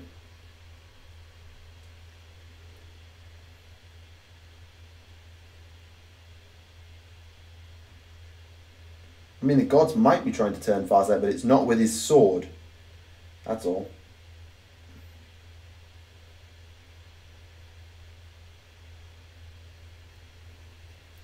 Like the No-Go Corsairs and the Death Guard Codex. Fair enough, I didn't know about that.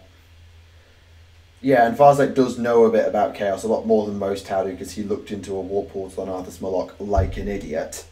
So he sort of knows what's out there-ish. Trazen may well have tried. I don't know. Oh god, that's not pleasant. It turned Fulgrim with a sword, yeah, but that was a demon sword. Farsight's sword is not a demon sword. How many times do I need to say it?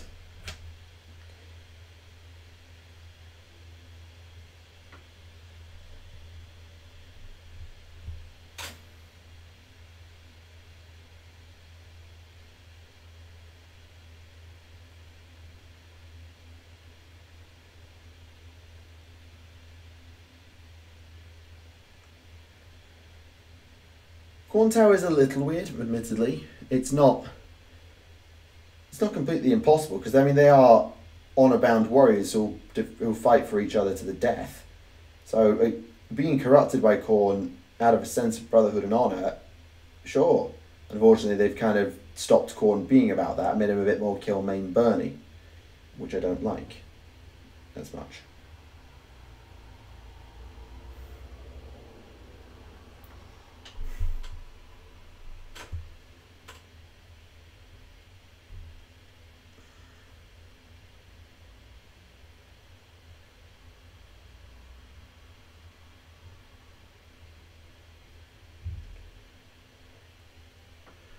Being the Layer Blade who has it these days. I think Fulgrim gave it to Lucius. I feel like Fulgrim gave it to Lucius, but I don't know if he's still got it. I'm not sure. Somebody feel free to check that. I don't know, but I feel like Fulgrim gave it to Lucius.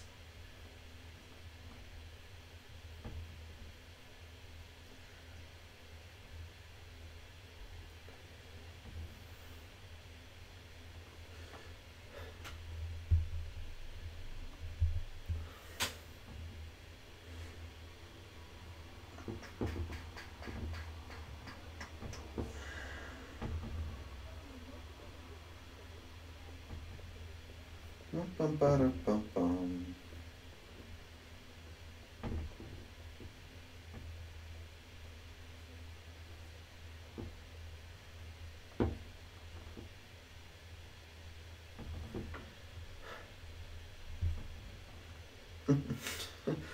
Oh dear, yeah. That sums up Korn in a nutshell. Which is a shame. I really liked honor-bound Korn, who sort of cared about honor and that sort of thing. I don't know. That's the sort of Korn I like, not just mindless murder machine.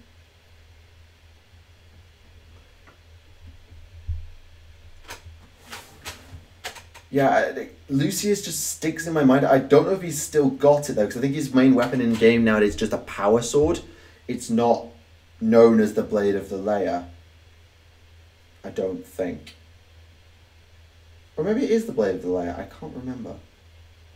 It's bugging me if I can't remember. It's annoying. Come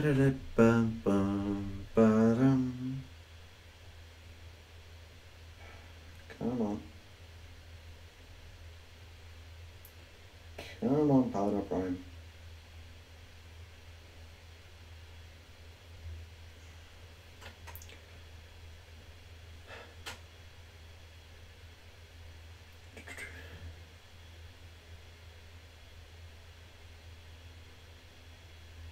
Yeah, he might lose it if he died. He might well have lost it. I don't know. If that's the case, who's got it now? Because it'll have been found since. I haven't heard tell of the Imperial God of Unbelief. Like, the only place I've ever heard it mentioned is in TTS. And I mean, that doesn't invalidate anything because TTS draws from canon, but sometimes it draws from old canon, so I'm not sure. I'm afraid.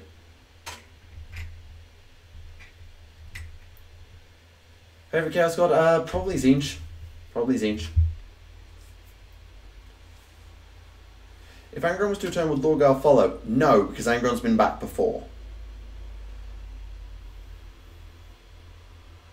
Chaos is both positive and negative. Yeah, exactly. And Chaos has ups and downs. They are a very interesting villain. Yeah. I do think that. It makes Chaos interesting. You can have, maybe not sympathy with them, but you can understand their motives a little more. You can relate to them and their warriors and why some people would fall to serving them, either willingly or not.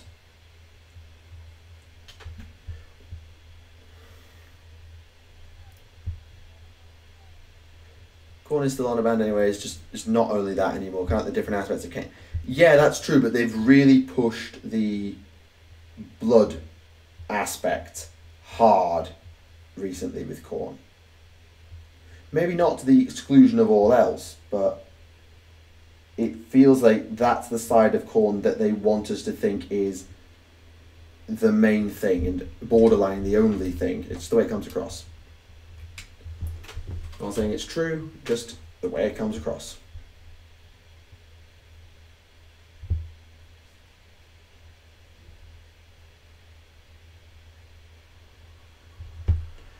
I'm painting a Vanguard Palador Prime for my Stormcast Eternals. It's the last model I was going to have for Project Stormcast, and then they announced the Sacrosanct Chamber, so that might change.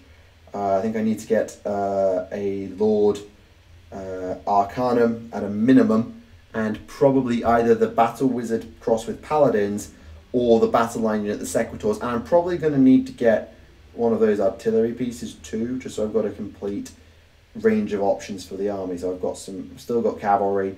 Then again, I like the look of those cavalry, but I don't know what they do yet, so I need to see their rules before I decide if I want to get them, because that'll be another interesting thing to paint. Oh, this hobby's great, and I hate it, and I love it. It's brilliant.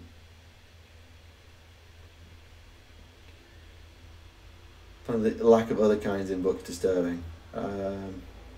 Yeah, maybe. What's the Adari Webway Gate? It's massive. I think it's a good choice. I don't know how much of an effect it's going to have in game. It could be exceptionally powerful and potentially busted. But as a sculpt, it's impressive.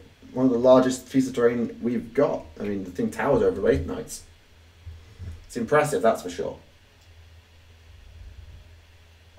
Ow. I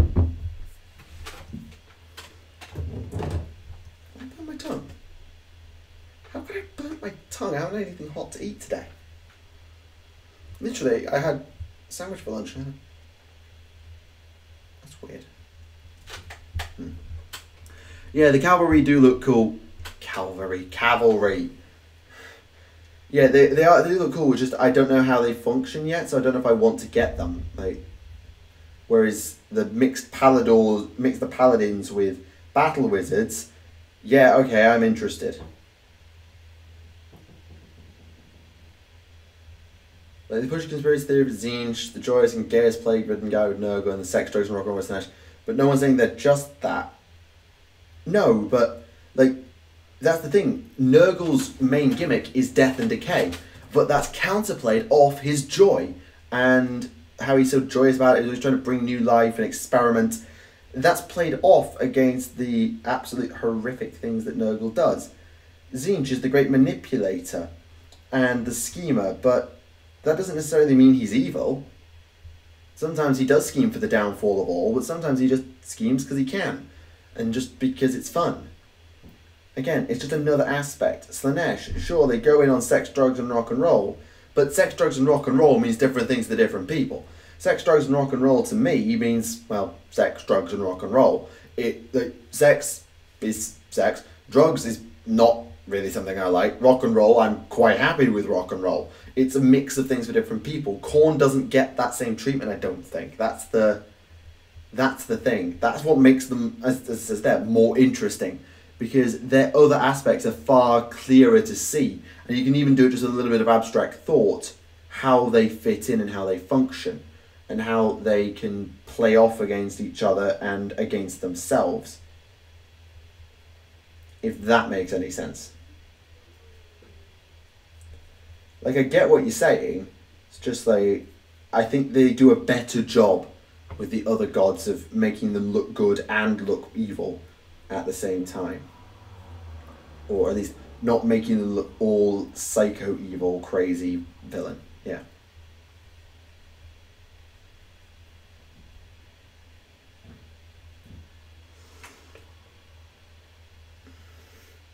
Blood, death, and sausage rolls. That would be blood, skulls, and sausage rolls, though. Wouldn't it? It'd be blood, skulls, and sausage rolls. If you really want to run with that.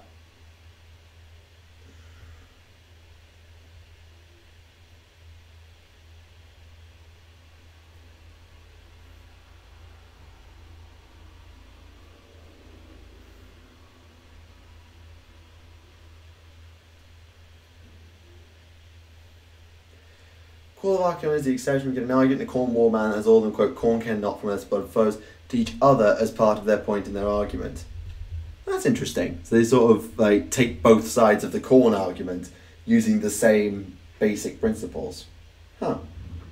Sounds like a decent real world debate as well.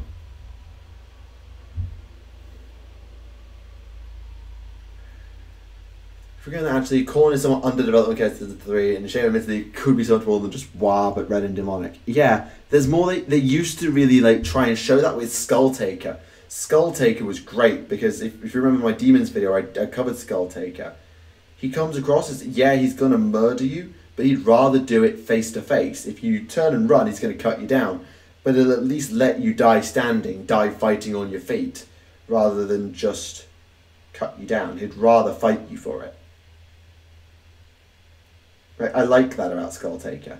Sure, he's always hungry for another kill, but he's not just totally indiscriminate. Or if he is indiscriminate, he at least, I don't know. Skulltaker's an interesting character and I like him accordingly. I thought those positive aspects could be used to corrupt like Zinj do. Yeah, you can turn the positives on their head and turn them to negatives, yes. But yeah, it's just there's more to them. There's just more to them. That's what I was basically getting at.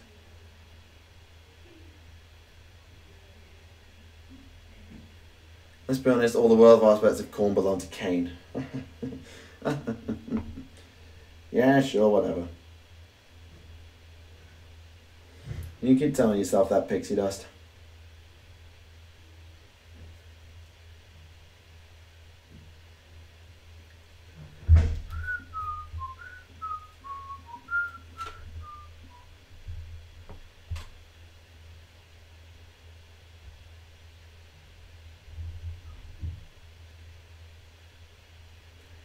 Do you think the Emperor is right about what? The Emperor has said many things and had many ideas. Right about what exactly?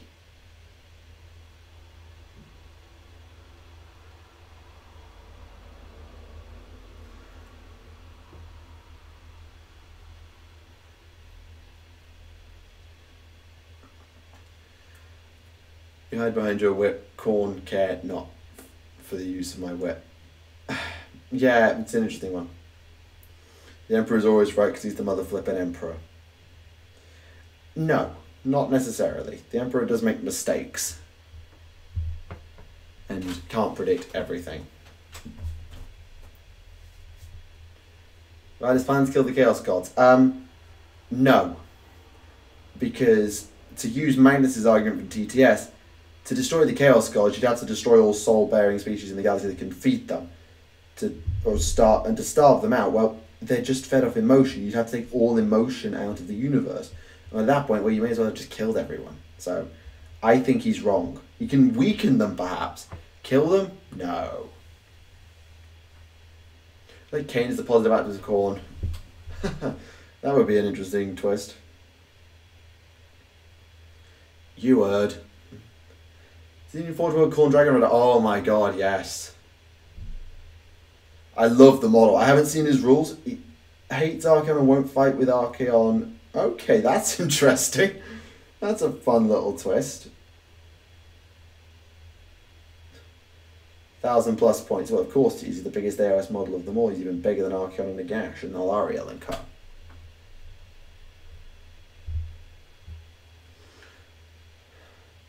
You can't just kill the Chaos Gods. Exactly, you can't kill them. That's the thing. You can weaken them, yes, but kill them? No, not a chance.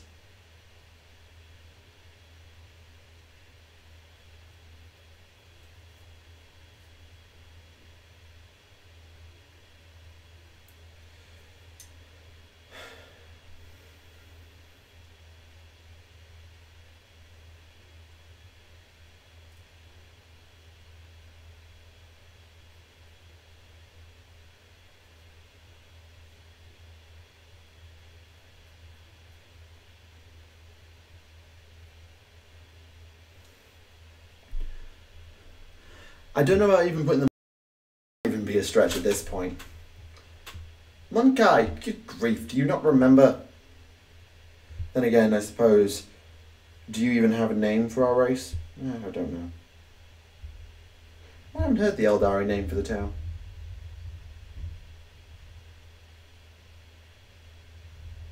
Not come across it personally. Would like to know it though, just for future reference.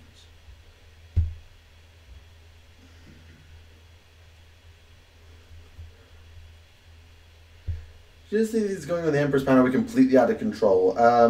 It's certainly not gone with the Emperor's original plan, i.e. because he ended up on the Golden Throne. That was completely not the plan. But as for whether he's got a new plan and is putting it into action, well, it's hard to know.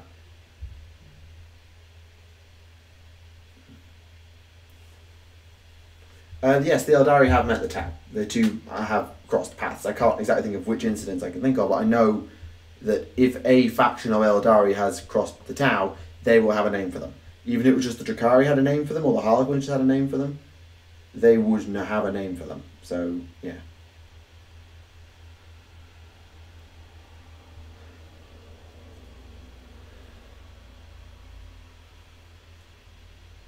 Yeah, I thought it was a quote. As for the podcast, I don't remember it being answered. Does creation of the Yannari weaken the Eldar by making another faction of Eldar compete against each other? That depends on whether the two actually do fight. If the Yannari just go about their business and the other Eldari leave them to it, then no.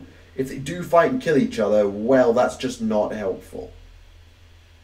So, it depends on if they actually do fight.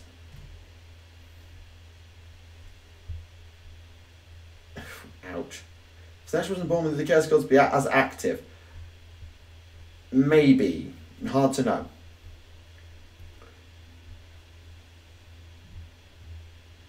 Bin. In the bin.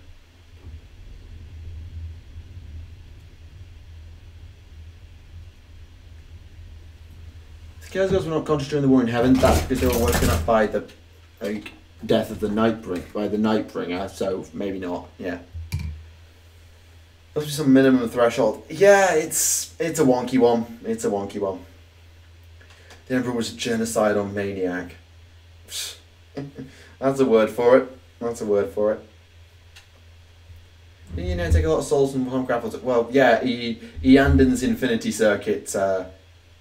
Bieltan's Infinity Circuit got kind of screwed up.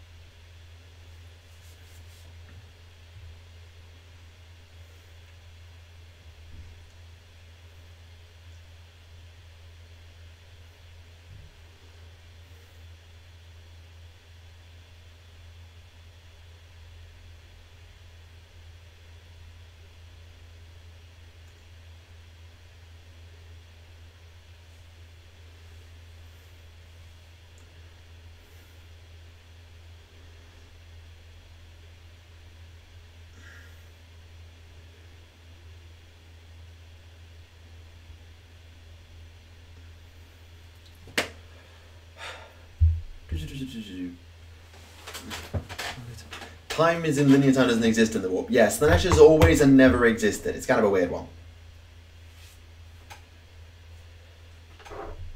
The Inari strengthen the Eldari because the other factions are useless. That's a little bit harsh, but I see what you're saying.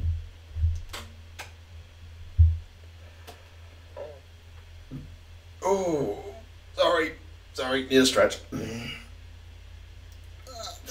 Bloody hell, fire. We're going on 2 hours, so I think I'm going to take a quick break, get myself a snack and stuff. And yeah, I think I'll do that because I've got to a nice bar I can stop. Take a break, get some yogurts because yogurts are a very popular thing this side of the pond. Do that. Yeah. I think Carcarion's kind of cool. I've done my lore video on them, and they're certainly do not mess with. They're an interesting lot, and I'm glad that we're getting more lore from them thanks to the Robbie McNiven books. Interesting, not my favourites, certainly not my least favourites. Let's go with that. Okay, right. Let's get this cleaned. What colour do I want to do next? Red? Gold? No, do red, because I need to do red before I do gold because of the inside of the cloak. Yeah, so I need to do red next. Right, I'm going to take a very quick break, probably for about 5 minutes, just whilst I get myself a refill my drink and all that jazz. Stick out. Eldari diplomacy is not totally useless. I mean, they were able to talk down Greyfax and the Black Templars thanks to Sellers. That was loud. Yeah.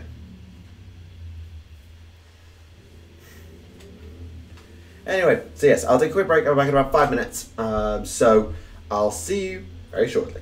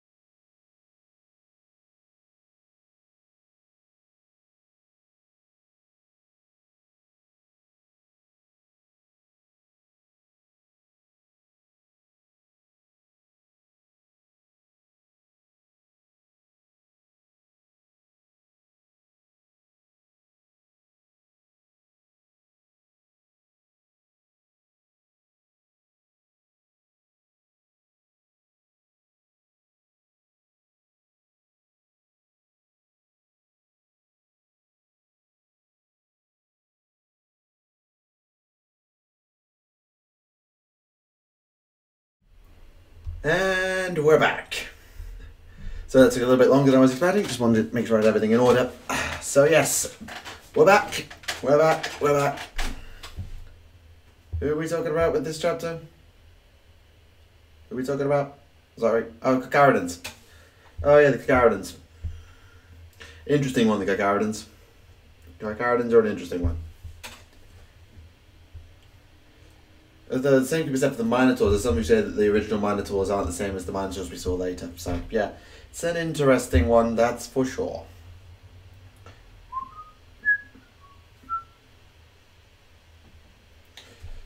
Okay. So Rowan and Ben are organising a Discord server now. I don't even need to get involved in creating my own bloody Discord server. Oh, I love my job. More volume, please. Ba-ba-dum-bum.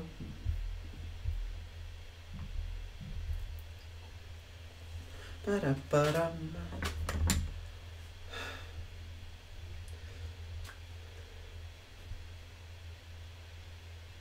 The thing is, would it be stealing if they were dead? Would it not just be inheriting the heraldry?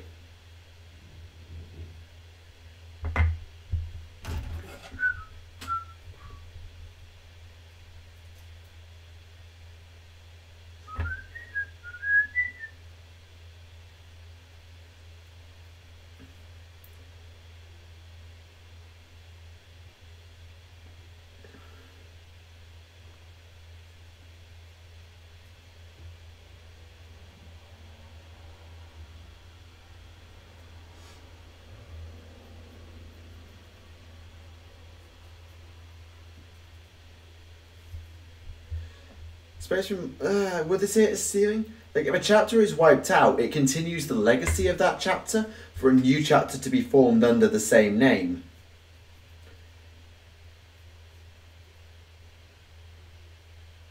It might be seen as continuing the legacy of the original chapter, as long as the new chapter knew that they were picking up the legend of the old.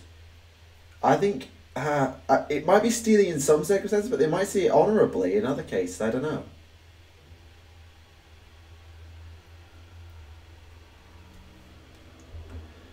So it would probably also vary by chapter and founding and all that sort of thing.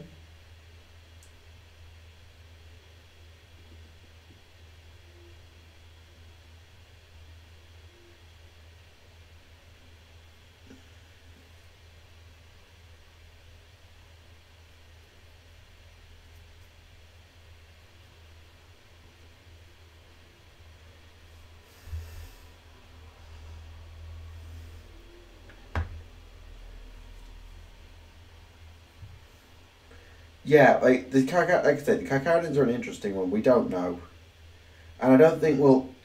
Well, we might learn in whatever Robbie McNiven decides to do and is allowed to do.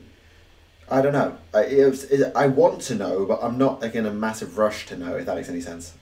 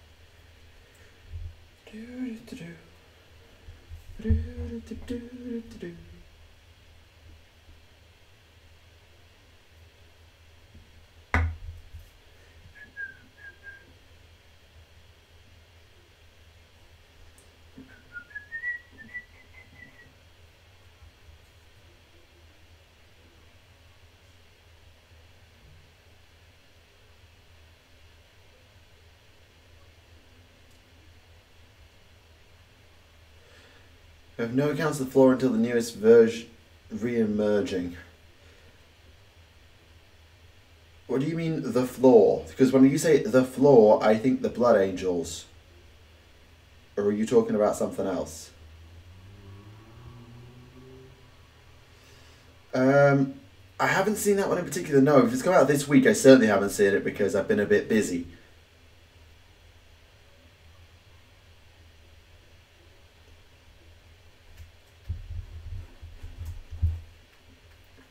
I kind of like the Blood Ravens. I've come to quite appreciate their story, even though I think they should be dead by the Inquisition's hand about 6 times over. So I quite like the Blood Ravens, but it's up to you at the end of the day.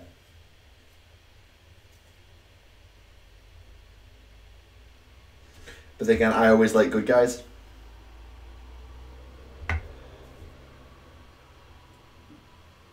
Like you might notice, I never play the out-and-out bad guys. That's an old one. Okay, I probably just missed it then, because I don't catch all the homebrew stuff. I mean, I have recorded one for him before, because when his voice was out or something, I have recorded an episode of it before. So I know how it goes, but...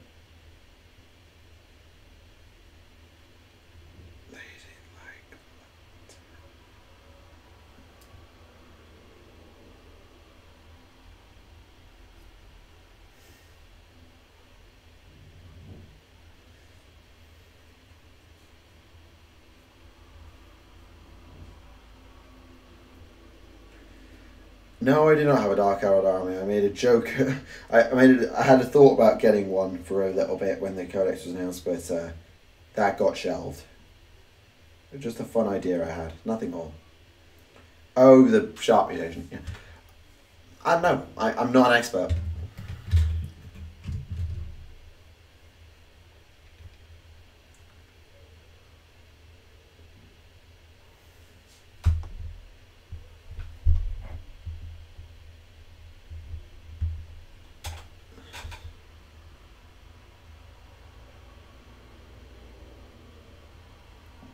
Who are we paraphrasing Churchill about now?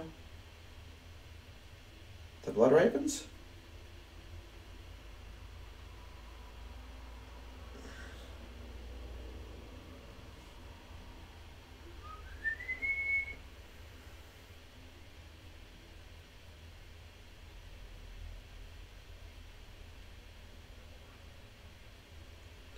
Siege of Rax here a bit. What animal themed chapter?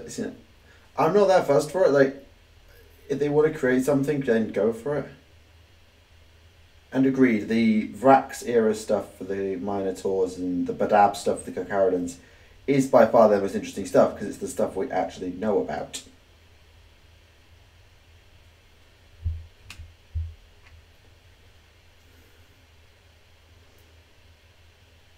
Ah, it's a voice line from Angelos. Okay, that makes sense.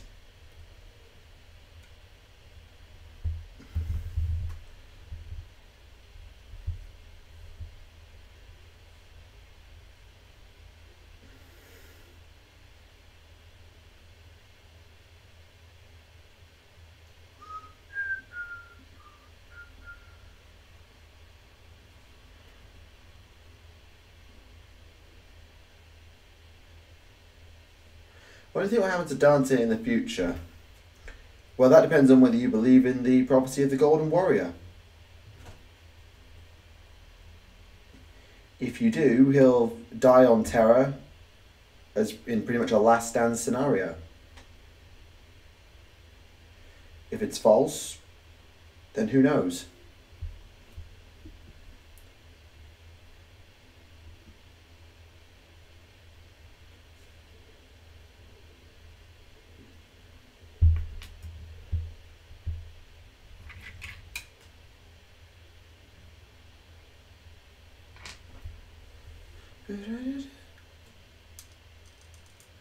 Do I believe in the Golden Warrior? Oh, I don't know. I think it's an interesting concept, but I don't think we'll ever see it come to pass. Even if they do it, even if it is true, I don't think they'll ever do it as a storyline. Might do Deathcore. Well, rip your wallet. How do I make the Joram packs? Blue. Yeah.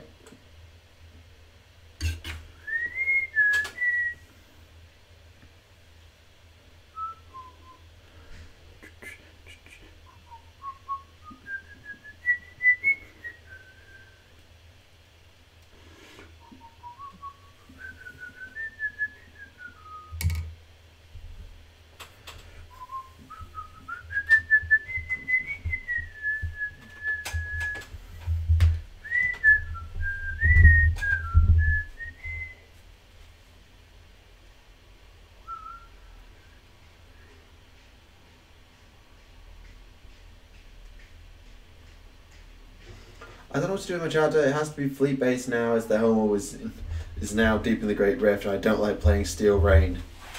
They don't have to do like drop pod assault. They can still do Thunderhawk landings, stuff like that. They don't need to land by drop pod. Thunderhawks and strike and stuff exist. I think it's into something more on merge with the Sanguinor or something. I don't know about anything Sanguinor related. Unless they want to take it that way, I don't know. I don't know. If you want, the thing is, if you do that, then you're running with the Imperial Demon theory, which is an entirely separate theory, and one I actually subscribe to.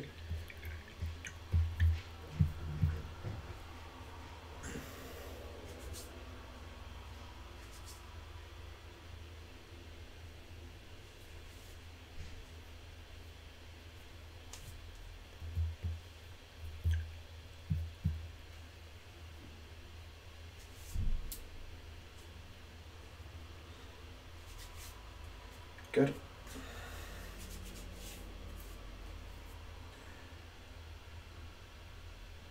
Next. Gold? No, it's too grey.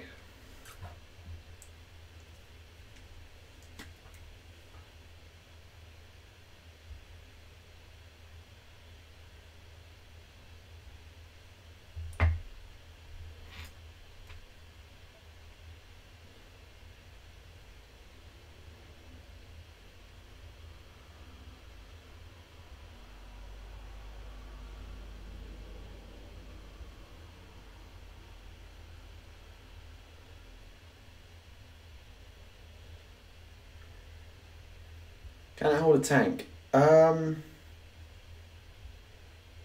don't know, actually. I'd need to look into that. I don't know. Well, the vehicles have got to get to ground somehow. Though I don't know if they'd be carried specifically by Thunderhawk. Why does he go for it? Oh, I have no sodding clue. I'm not a good writer, and I'm not a good future theory crafter. I'm not good at it, and anything I suggest will be utterly stupid. So, yeah. I just want to see just more development. Whatever direction they take it, I'm happy to roll with as long as it is at least reasonably logical. I'm not going to go make suggestions because I wouldn't even know where to bloody start.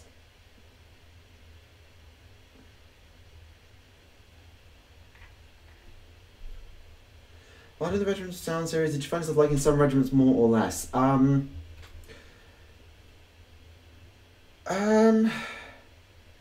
don't think there was a regiment that I came to dislike. I didn't know much about them before I started. I just thought, okay, they're interesting, let's do them. So I don't think I really came to dislike any of them. I think I probably gained more respect for Mordian, though that's probably because their new backstory was a lot newer at the time I made the video. Not sure, honestly, not sure.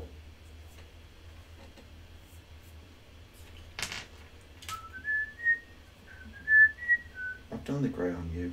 Actually, no, I did miss a bit, didn't I? Yeah, I missed a bit. How's the Rift changed life? How the Rift has changed lives for other races? Yeah, I'd like that. I mean, the Tau called the thing the Devourer of Hope, but why?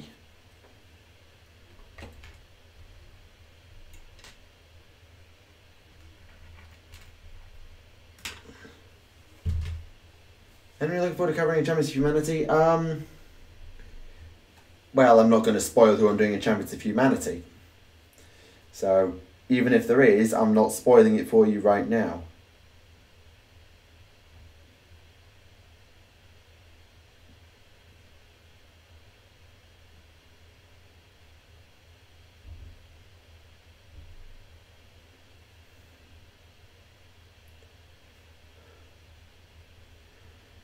Favourite card regiment? Katachan, I think. After doing Regiments of Renown, Katachan. Ascended Dante thing. Maybe.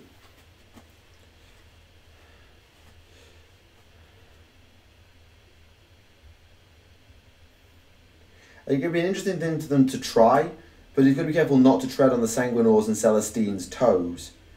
You just have to be careful about it, is all I'll say. Could it be done? Yes. Should it be done? Different debate.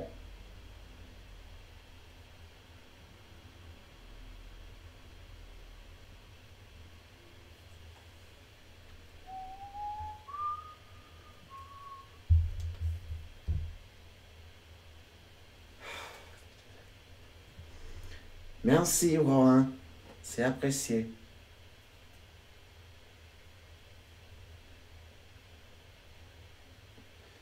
C'est Rohan ou Rohan? Je sais pas. C'est pas important en ce moment.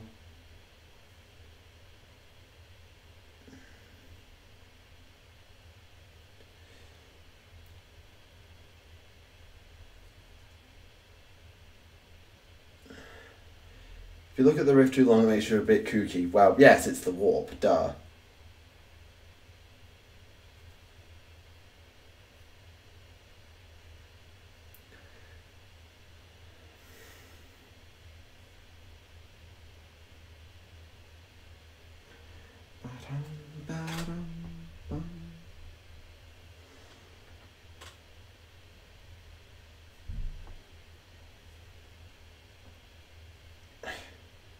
I don't think at everyone actually works, but if someone could answer that, because I don't honestly know.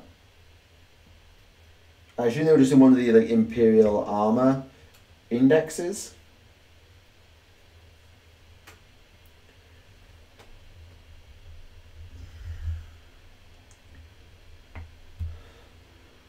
Bogloaders. I don't know. I'm not an expert on Space Marine fleets, so particularly not the non-military aspect of it, like the supply ships and stuff. I honestly have no clue, I'm afraid.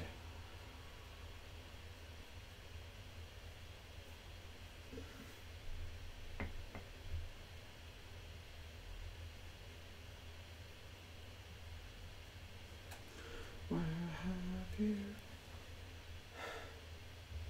Yeah, potentially that is why.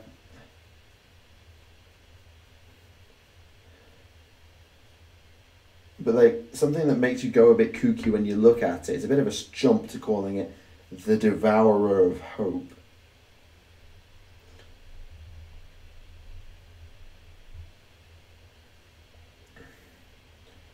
I love a well-equipped chat that can just sort its own problems out.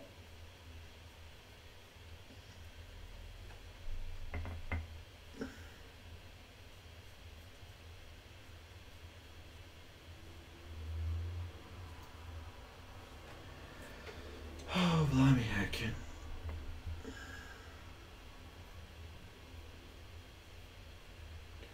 Okay, that's done. C'est toutes les composantes? Oui. Sorry, I know I'm not being very talkative right now, just that's what happens when I paint.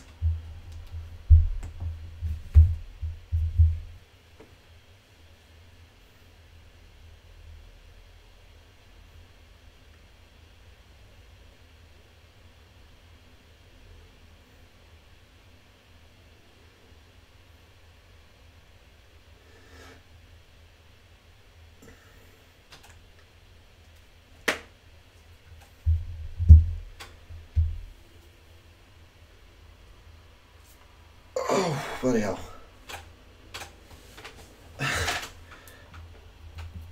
It sure is.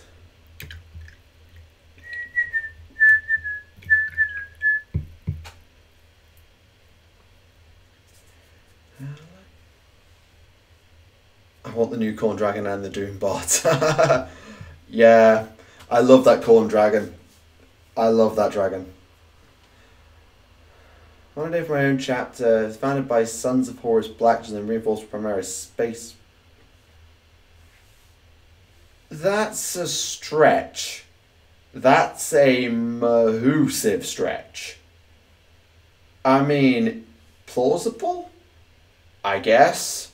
But the fact that their gene seed was Sons of Horus would be clocked as soon as they submitted it for tithes. But then again, if the Doom Eagles got away with it, then I suppose they could get away with it. Plausible. Unlikely. Exceptionally unlikely. But I suppose not entirely impossible. Silver first or gold first?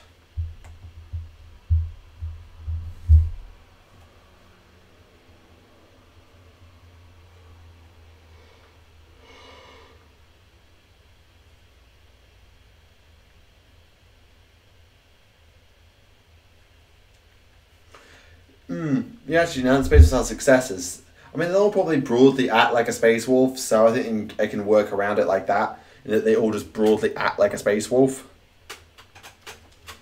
Just like all Ultramarine successor chapters broadly act like Ultramarines.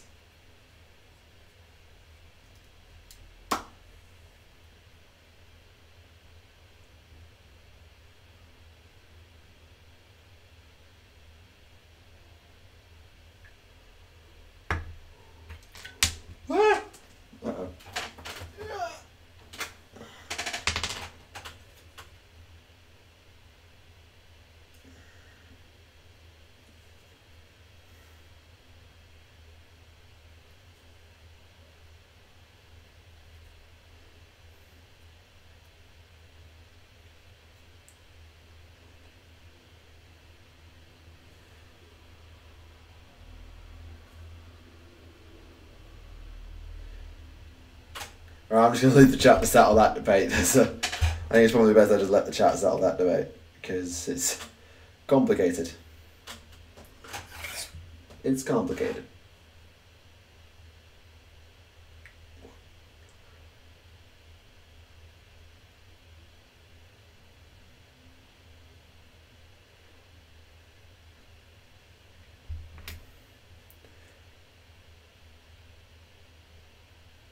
Rules wise too. Hopefully not supposed to Dark Age character take successor chapter masters. Oh. Oh yeah, that's a point. That's interesting. To be fair, a Wolf Lord is... I don't know how they'll do it. It'll be interesting to see how they do it. We'll see.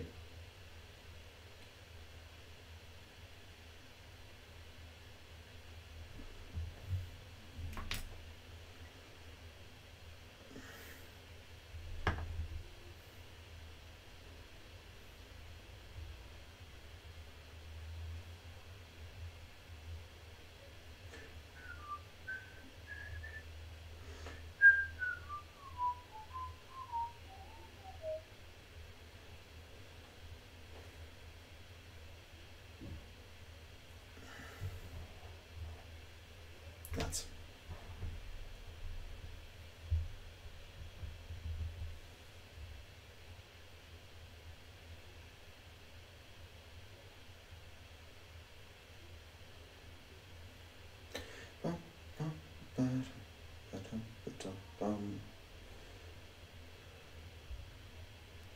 There we go.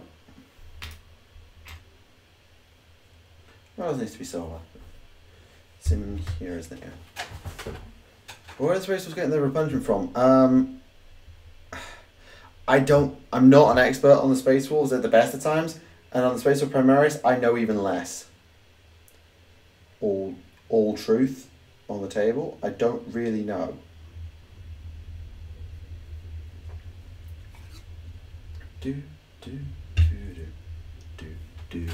Actually, hang on, I've done one way, one the other. I've done them both the right way. Yeah. Oh god. That's a thing.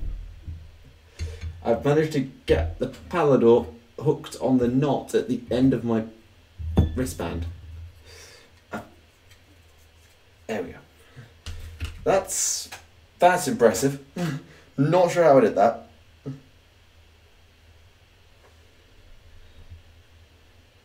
God, I'm glad that didn't drop. Still lying a fell burn a falcon. Yeah, one day. One day. One day we'll have the money and time to get all the hobby we want. But today is not that day.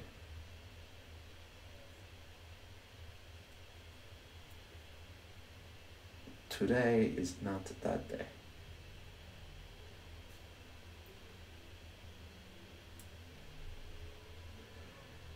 Didn't Magnus dunk on the hook? Yeah, Fenris kind of got dunked on, but the Space Wolves are still around and alive. Like I say, I haven't looked into it.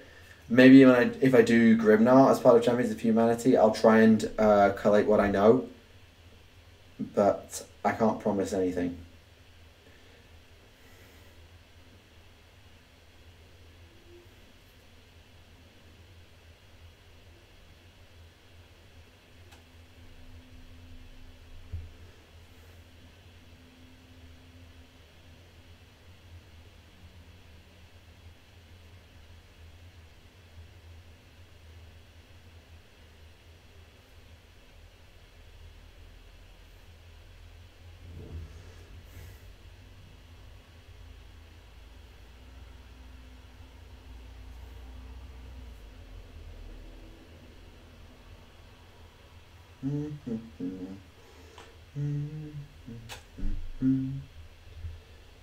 Good catch indeed.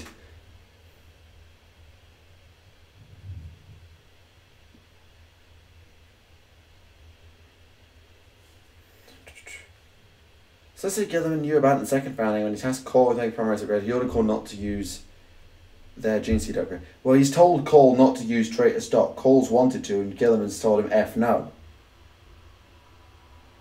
To be fair.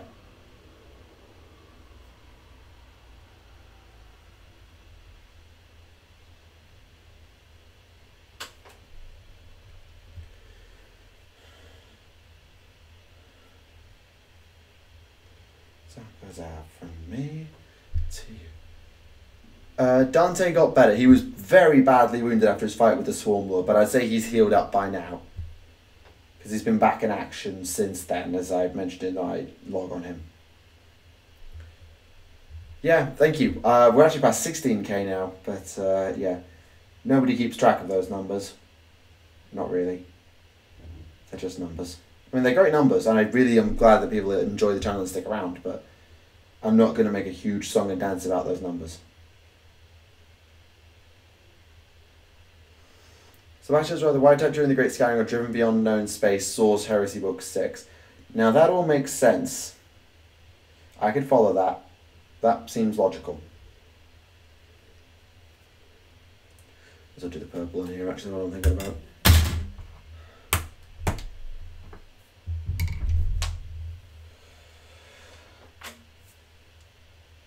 Oh, Jesus. Yeah. Sorry, when I get really into the painting and there's not as much discussion because we've done the discussion in the first part of the stream, traffic does definitely slow down. As I know there's less of you here, but yeah. And yeah, Dante was pretty much. I don't know. He was either completely or very close to fully healed at that point. So yeah, that's. I would say he's healed unless he's been injured again and I don't know about it.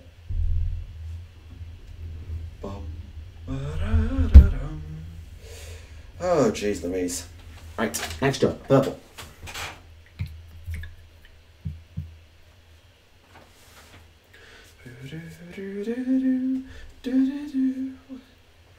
Violet, celle-là.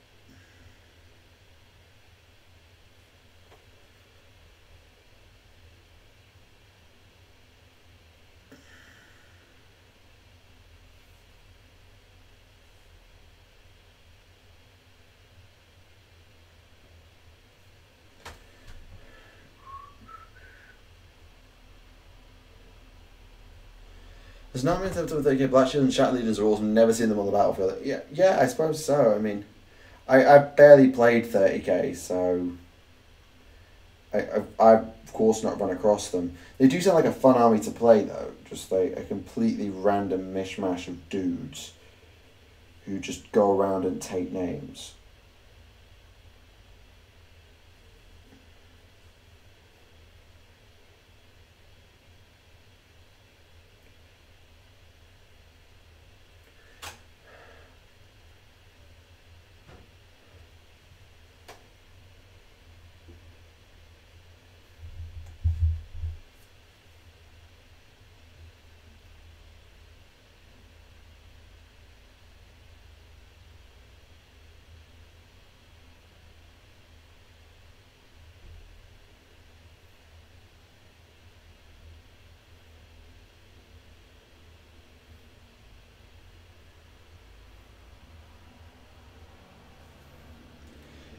Can't do the great favour to the Blood Angels. Yes, because the Blood Angels are his kill.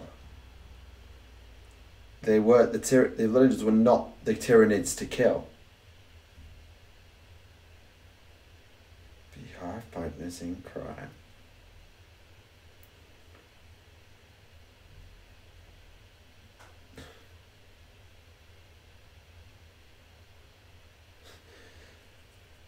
Yeah, sure. Let me know. How did that tourney of yours go? I'd be curious. Just catch me up because I've been kind of busy. Yeah, I think it's just gold now. Actually, I've got a little bit of blue to do, but that's going to be like 3 seconds. Well, 10 seconds.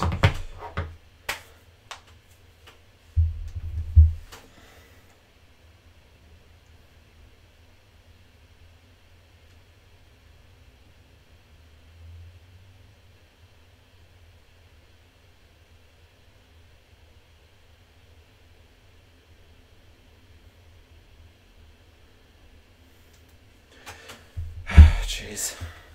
Well, at least everything's been stable on that front, which is good.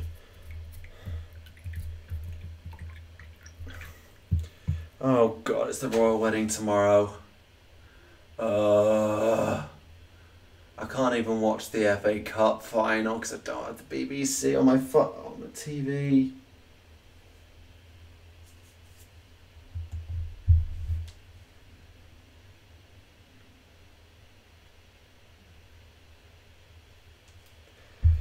Shatter Legions are really cool. The mixture is so narrative. It's awesome. Black just tend to be more focused on the circumstances they're forming and their leader. Yeah, that's true. That's true. There's plenty in play with it, but I'm sure you can do something very cool with it with a bit of time.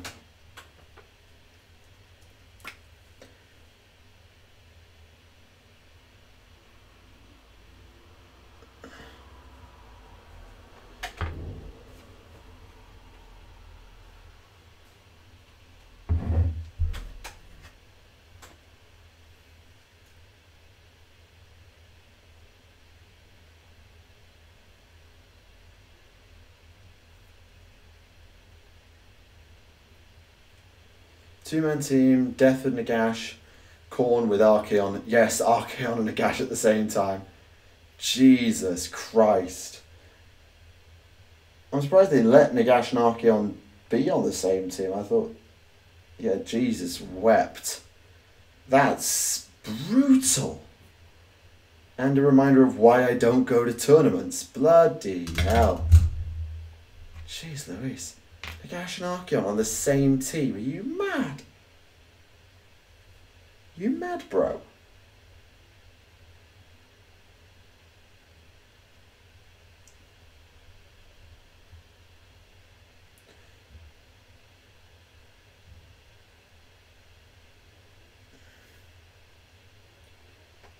Because his words were spoken.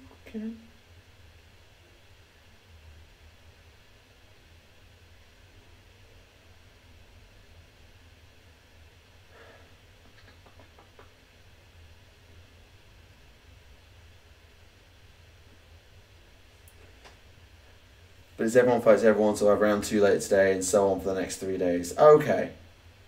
So it's not like an eliminator, at least. I mean, I've never seen in a tournament of this type be an eliminator, but that's a really bad salt-inducing opener to get a Gash and Archaon on game 1. I'm really amazed they allowed that to be a thing, like, because they're different Grand Alliances. I thought they might have imposed a Grand Alliance rule that you had to share at least one keyword. But hey, what do I know? Because, I mean, if they're going to allow Nagash and Archaon together, what's to stop them allowing Alariel and Archaon together? I don't know. What's to stop them? You know, it makes absolutely no sense.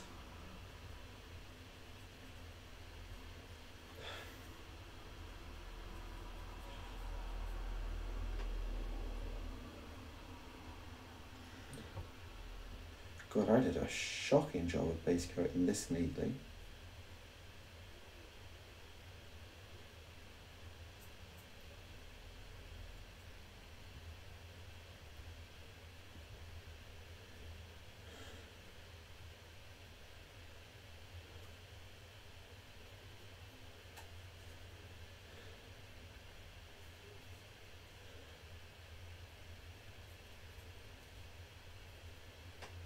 Okay, that's neatened up now.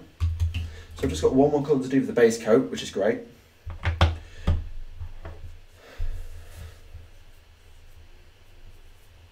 Actually, Gash now can just doubles are not actually that great. In most doubles it's fine, but they can't with best channels for any of the fact.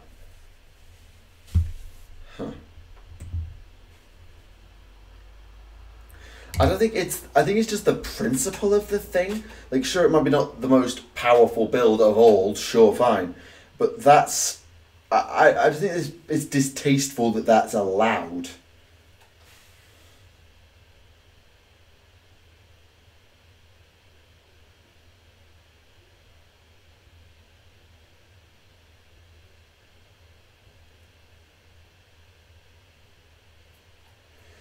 Eesh. Ba-ba-da-dum-bum.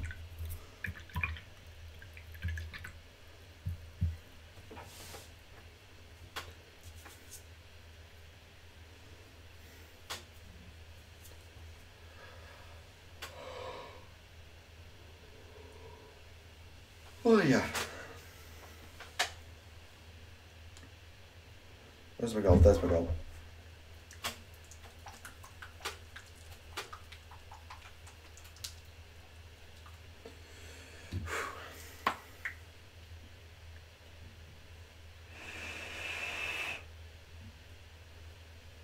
Beat the parent at my last doubles. Mixed order is far scarier. Rocket batteries and fire slayers. Actually, yeah, I can imagine. Admittedly, how you'd ever kill them... Well, actually, that's what the Hellstorms are for. I actually admit, I kind of want a Fire Slayer's army now.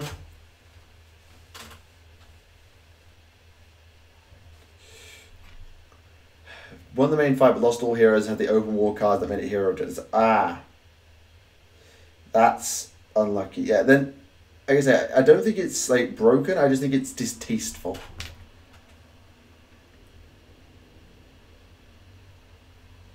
Open war suddenly makes sense. Not sure if not unsubtle, if very unsubtle dig at open play.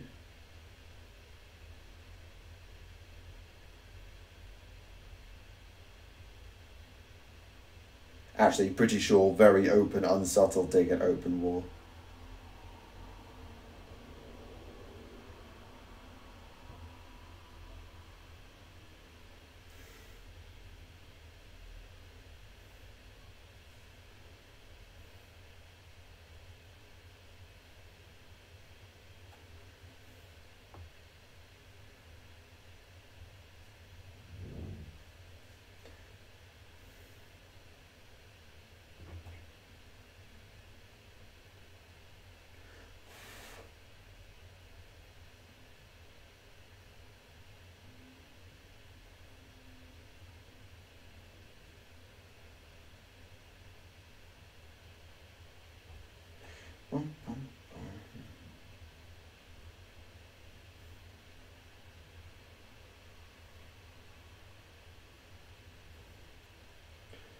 Not salty, we killed both, but it was not enough. That's impressive. Look, if you killed Nagash and Archaon in the same game, I'm impressed. Like, I've killed Archaon before, but that was with fully buffed up, full stack Dark Elf Executioners back in the day. So, fair play to you. Well done.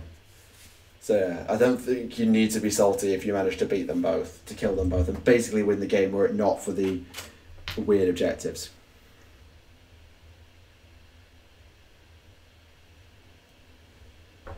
Oof, yeah, right. Stop talking now about what Hellstorm rocket batteries can do.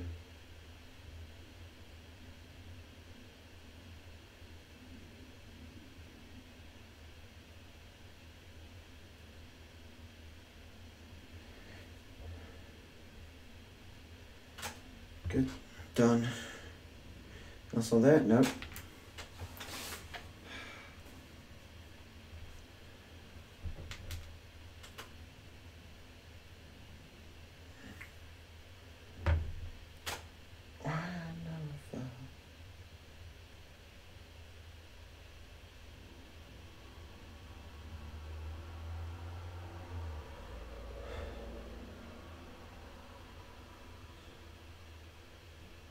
It is indeed no small feat.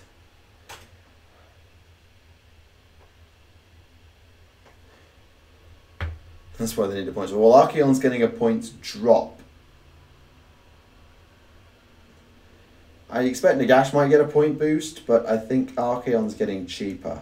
Not by much, but I'm pretty sure he, Varangard, and the War Shrine have all been confirmed as getting a little bit cheaper.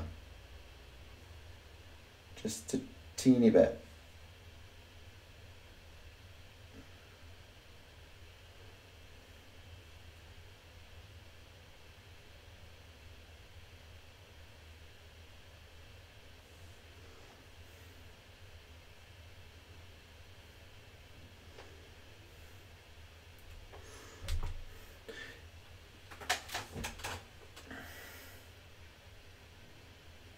Zinch, Mortal Zinch, okay, that follows.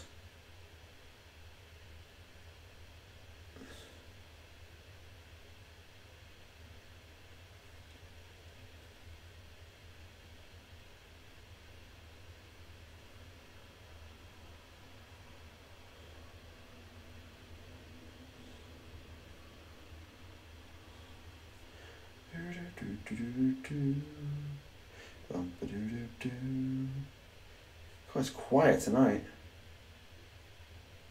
Like, even I can't hear stuff going out in the street. That's like, for 10 o'clock on a Friday night. And then again, I suppose some people do still have exams to do.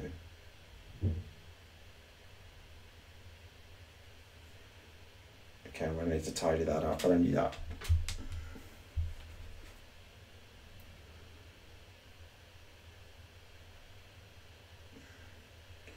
Nearly there. Come on. There we go. Oh, that's not great. Just put your fresh paint on there. Bum, bum, ba-da-ba-dum, ba-dum. Lovely.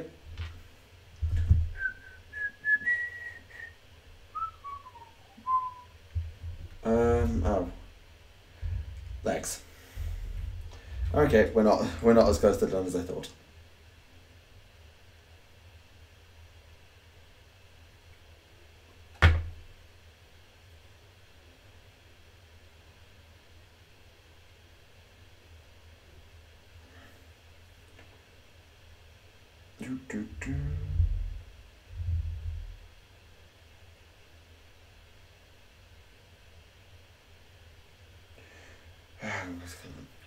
All this talk's got AoS has got the 40k majority running in fear. I think that's unfair. I think that's unfair. 40k is a different game to AoS. I don't know if one is objectively better than the other. Subjectively, one could say that one is better than the other. But I think objectively, they're both very good games.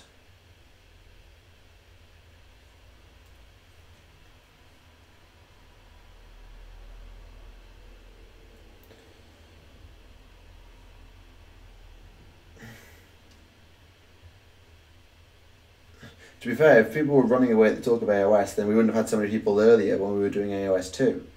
So I think it's just a case of like, I'm not talking anywhere near as much as I was because I'm now focused on this painting, which I probably shouldn't be. I don't know, but it's just like the is just less back and forth because we did a lot of talking earlier. Rowan and Ben have gone to sort something else out, or at least doing something else at the same time as this, so they're not so active. It's just like, plus we had the break and we had a bit of a natural fall off there, and I've not been as busy and active since, so I understand why it's gone a bit quieter.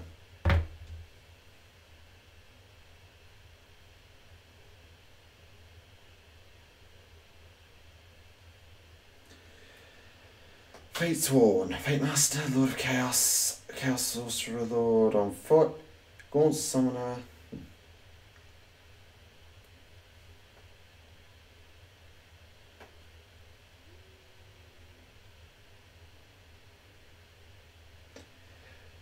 Oh yes.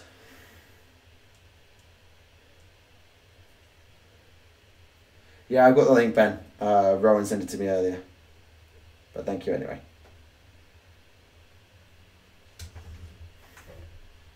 So yeah, Ben and Rowan, whilst they've been quiet, have just quietly gone and set themselves up a Discord server. Now, remember who we're working with here. This is Ben. Behave.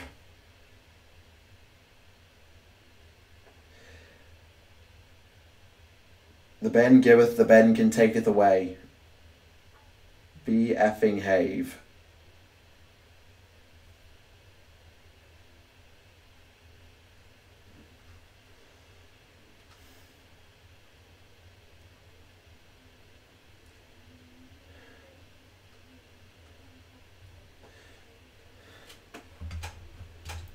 Do. Do.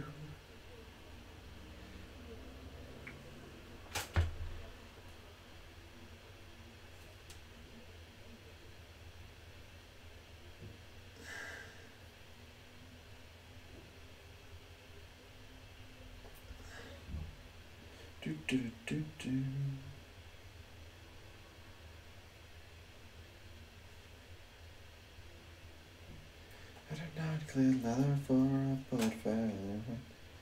Rachel's aim was deadly with the boot iron on its hip.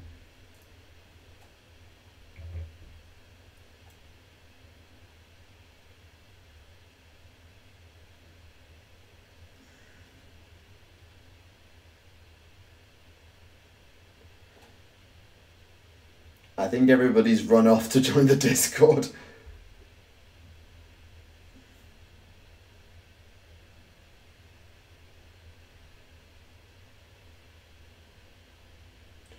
Well, I guess I need to make an announcement video for that. Actually, there you go, Ben. There's something that you and or Rowan could do. Would you mind creating like a little announcement video for that, and then after the stream we can publish it, just to announce that it's a thing.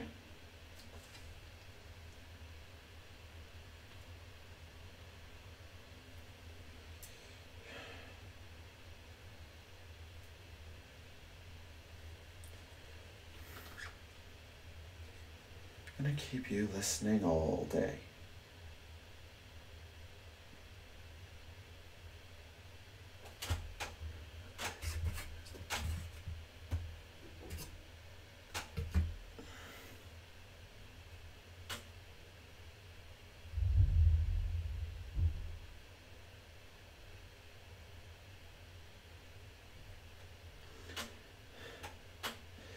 Oh dear.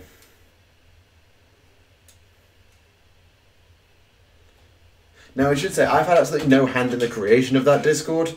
Like, Rowan and Ben have done it all, so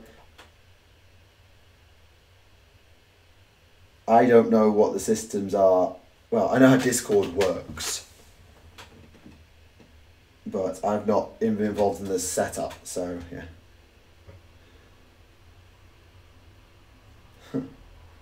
I've done an absolutely crappy job at this guy. With the gold on this model. I've done a terrible job.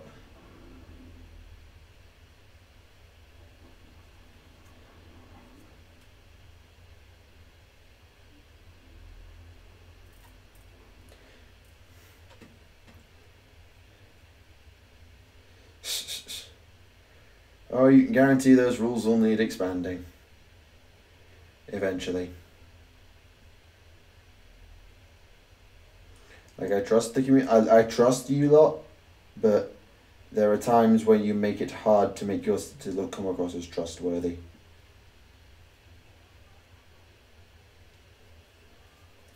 Ba-da-da-bum-bum. Incest. Ba-dum-ba-dum. Somehow, someone's gonna get kissed. So I'm gone. Who knows what the fates have in store? From the vast mysterious sky.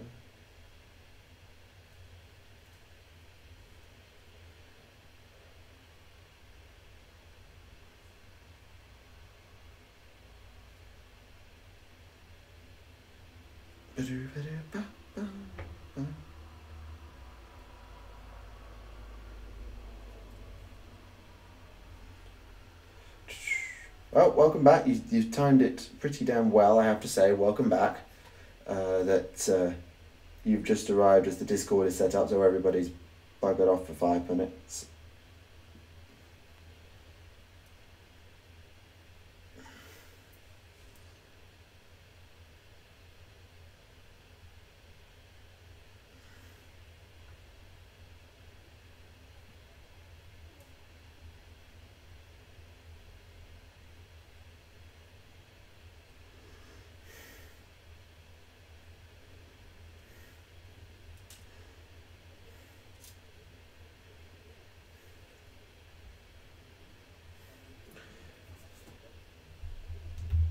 I had a feeling there was going to be an Eldari one. That's a permit invite. Good.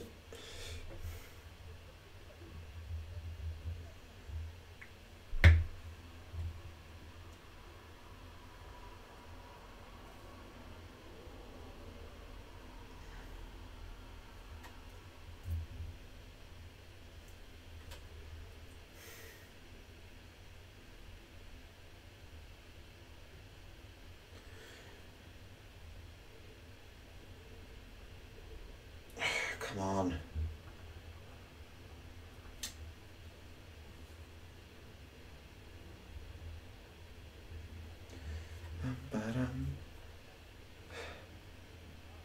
Oh god, you're going armed. Well, quote unquote armed. Have fun.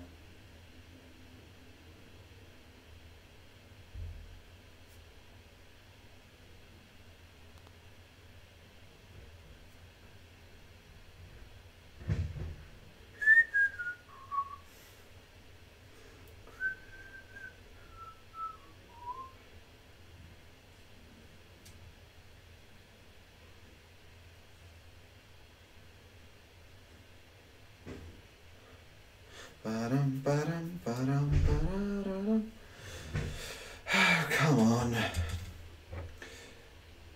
I forgot how slow painting gold is. Gold is the slowest down step. It takes ages.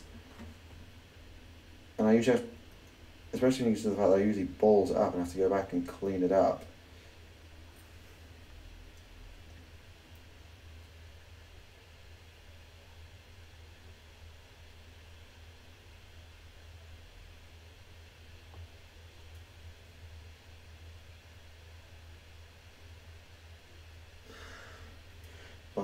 Ba-dum.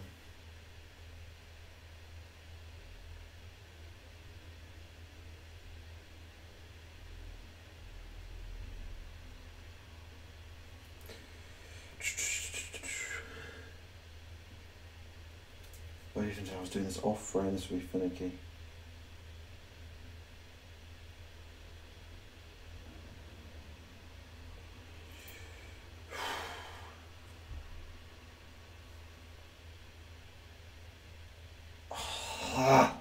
It's doing so well. Carry Incubator, Harlequin, Death Jester, and get a good corset. That would be an interesting challenge.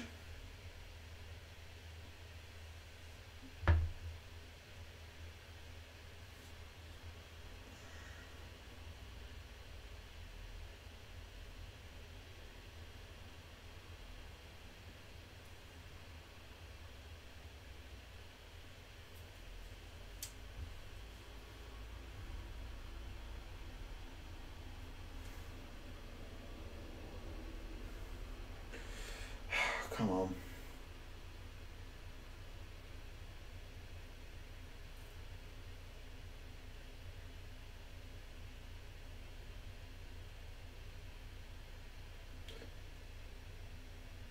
Oh, I've done such a crap job at this. I'm so bad at painting gold. Like, I make an absolute dog's breakfast of it. Ugh. Right. Well, now we're into fixing mode, because I've got to go and come back over the black and the red and tidy all that crap up, which is great. Absolutely great, mate. Love it.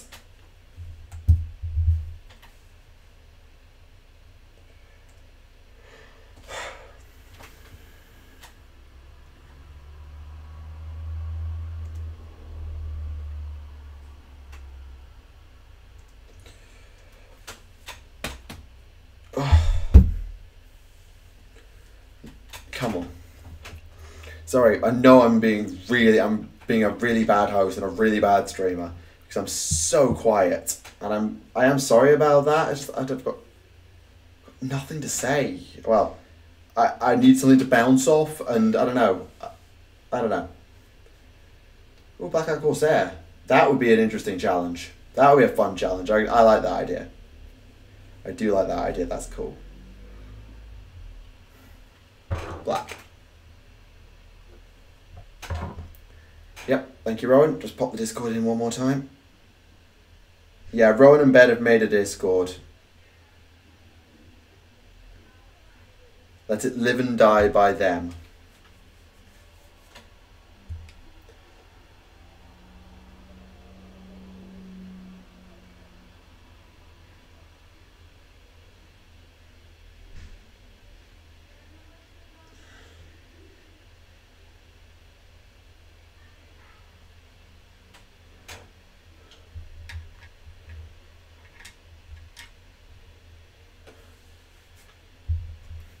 Thank you.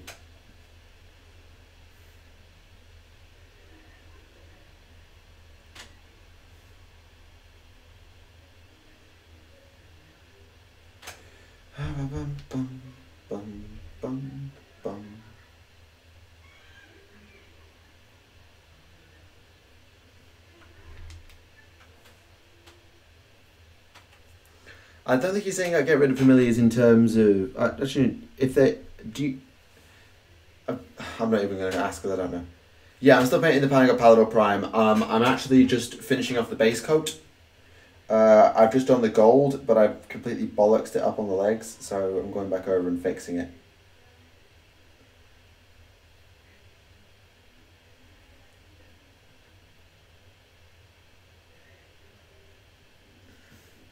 Because I'm terrible at painting gold. I'm actually genuinely terrible. That's what I was trying to say. Can he get onto a Balewind Vortex if he has familiars?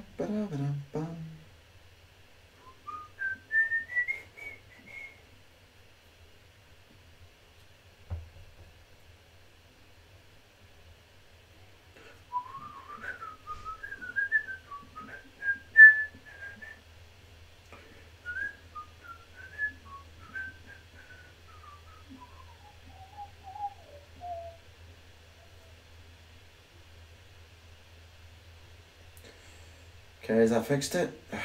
No, sword.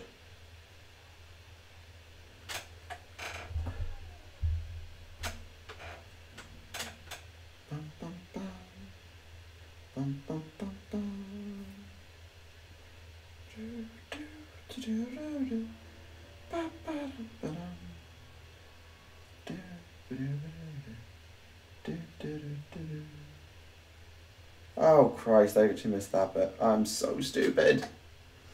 Balthasar Seraphim. I'm doing I'm doing Retributor Armor, then I'm doing Caraberg Crimson, and then I'm doing Auric Armor Gold. That's always been my gold scheme that I've done throughout. Which I know is a bit unconventional, but I actually left my Reichland Flesh Shade that I usually use for gold. I left that back in England like an idiot.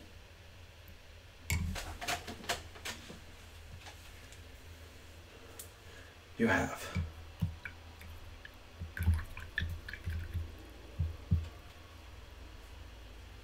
So I just need to fix that little bit and then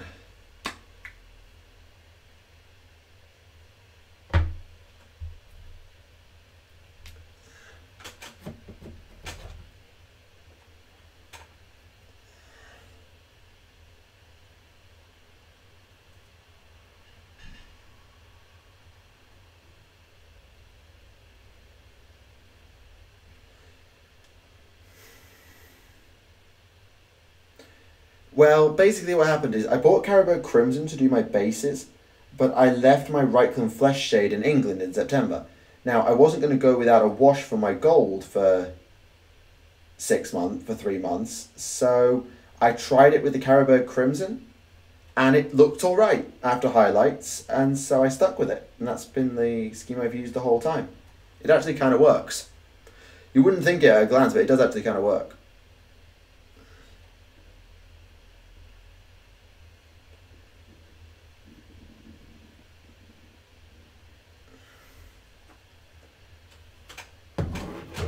Stormhost. Yeah, maybe, but like my one highlight is enough for me because I'm quite just like serviceability with my painting. Like base coat, wash, highlights enough for me. I don't need to do any more. So I need to do the red for the cloak.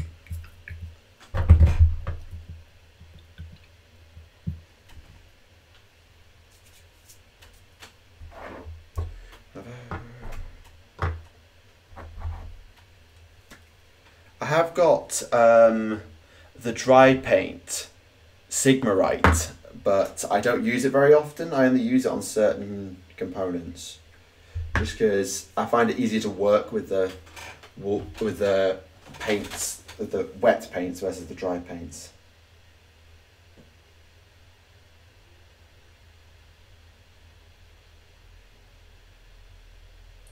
Find Stormhost too watery.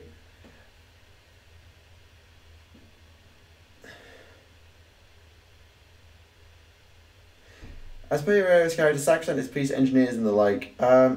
Yeah, I suppose if I were to copy paste Fio El Mihal into the Age of Sigmar, they would probably be a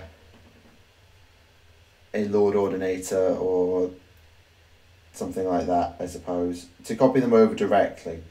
However, I think if I were to remake that character for Age of Sigmar, I'd make them Elven, like, because they reflect the race, the armies I collect. So they'd either be a Stormcast or they'd be Elven.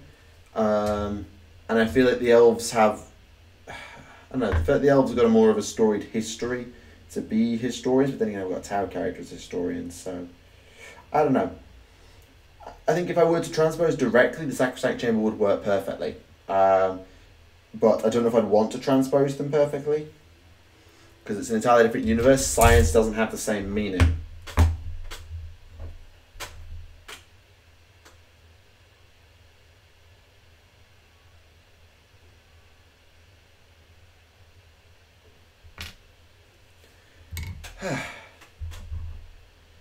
Have you built terrain before the scratch build kits? I haven't.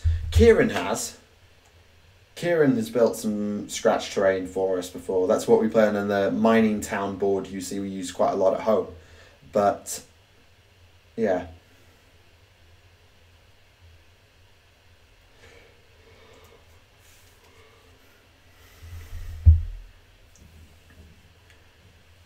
Scry like a man important story guy. Oh god, that was a Lord Ordinator, I think. That was, oh god, that was ages ago. That was ages ago, that story. Taking those out, it's annoying me. Now, I just want to do the dry brushes and then I might actually start sticking the thing together because, like, yeah, should probably get the legs on if no else. Yeah, I can get the legs on, then at least I've got, yeah, get the legs on now because the wash is.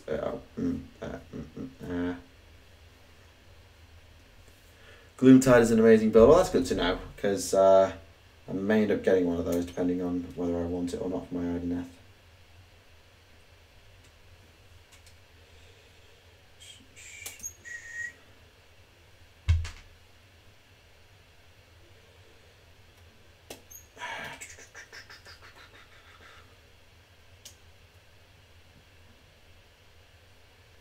I think my Corsair ship's in working order. Burn! Well, not really a burn, but you know what I mean. Glue, there.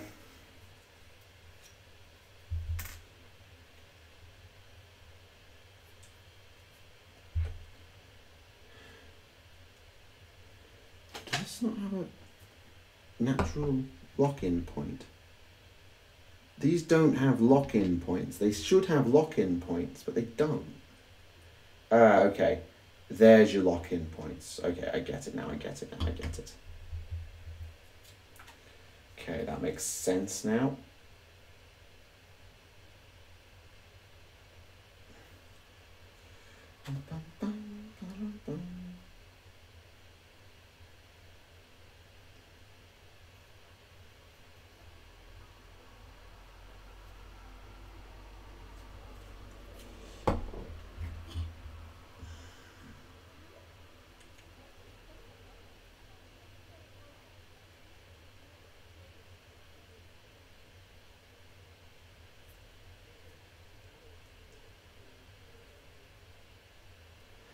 I should get the torso on as well.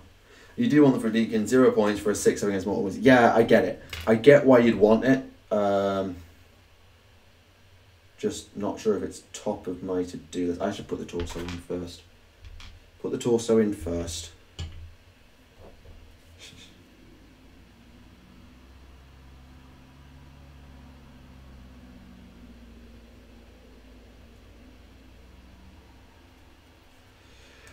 I'm not in the Discord. No, not yet. I'm going to sort it out after the stream.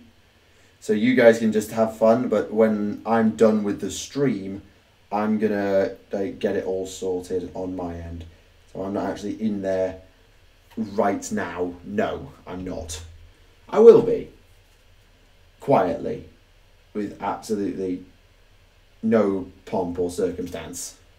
Or pomp or fanfare. None whatsoever. So I will be in the Discord. I'm just not yet because they set it up during the stream and I've not got it on my phone, so I don't want to go faffing around on my PC with Discord while I'm streaming. It's just asking for trouble.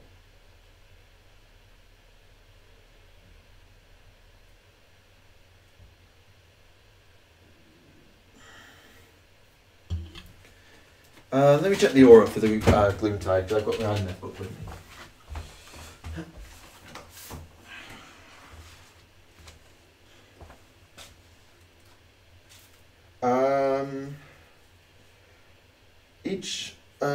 Roll the dice each time that a unit is a mortal wound is allocated to an Ideneth unit entirely within 6 inches. So it's entirely within. It's fully within. It's an aura of fully within. Of course they haven't killed off Gilliman. Come on, really?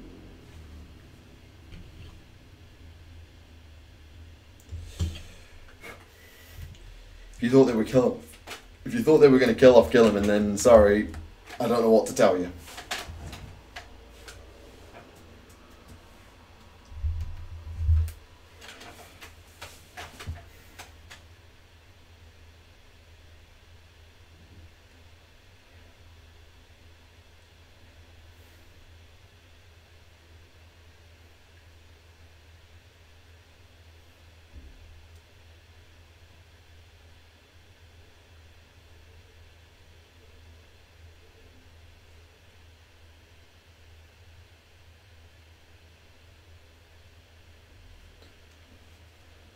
They do have a large footprint. Yeah, they are. They're not small. That's very true. They're not small.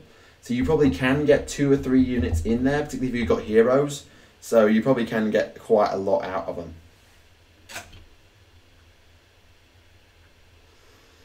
Yeah, let's get the other leg on, and then I've got stable bases to do the rest.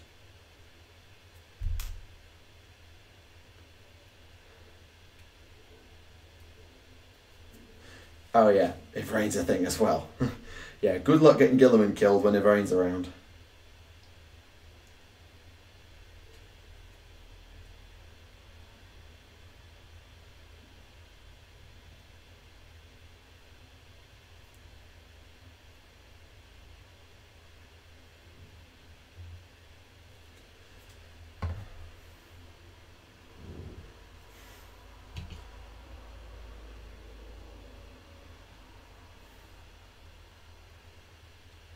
Come on, in you go. Oh, come on, line up for me, you brute. Oh, this is going so much easier than the first time I built you. Yes, yes, yes. It worked. He actually went together properly. This means an actual yes chant. Yes. Lol, shipping.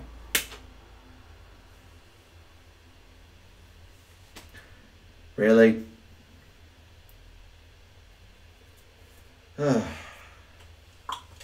Okay, so I'm gonna let that dry now, because I want this solid base so I can put the body on. Don't even go there. Don't even go there. Jeez Louise.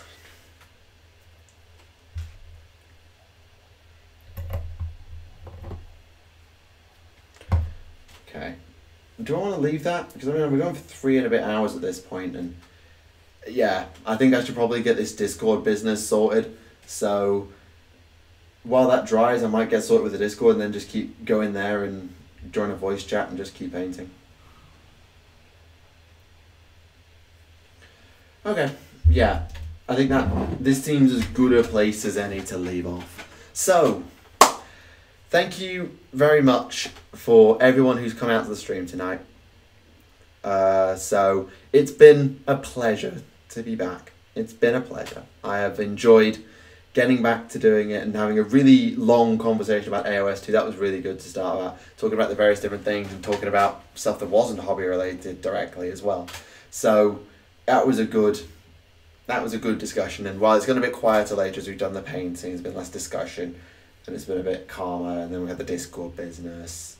I think it's been a good few hours to do that, and I'm really glad that I did it. I'm glad to be back, and over the next couple of weeks I get a chance to really throw myself back into the channel, get my scripts caught back up again, because I'm nearly out of backup scripts. I mean, I've only got 1 backup script done, so I need to hit that pretty hard over the weekend to get myself back caught up. I need to make the other Warhammer Fest video. I've done the AoS 2 version, but I want to do the other version as well for the rest of Warhammer Fest. Tomorrow is going to be 40k stories. It's a very, very nice little 40k stories. It's actually one of the longest videos I've done for 40k stories. It's not quite 1,000 Suns long, but it's pretty damn close. And all of that fun stuff. So yeah, good to be back. Thank you all for joining me. It's been a pleasure as always. And for those of you who have a Discord, which I think I should probably put into the description of the streams at this point, then I guess I'll see you there from time to time. Anyway, but now that this has been Tactica, Imperialis, I do hope you enjoyed the live stream, and I'll see you all again. Good night, folks. There's the button. There's the button. I'm good. I know what I'm doing, I swear.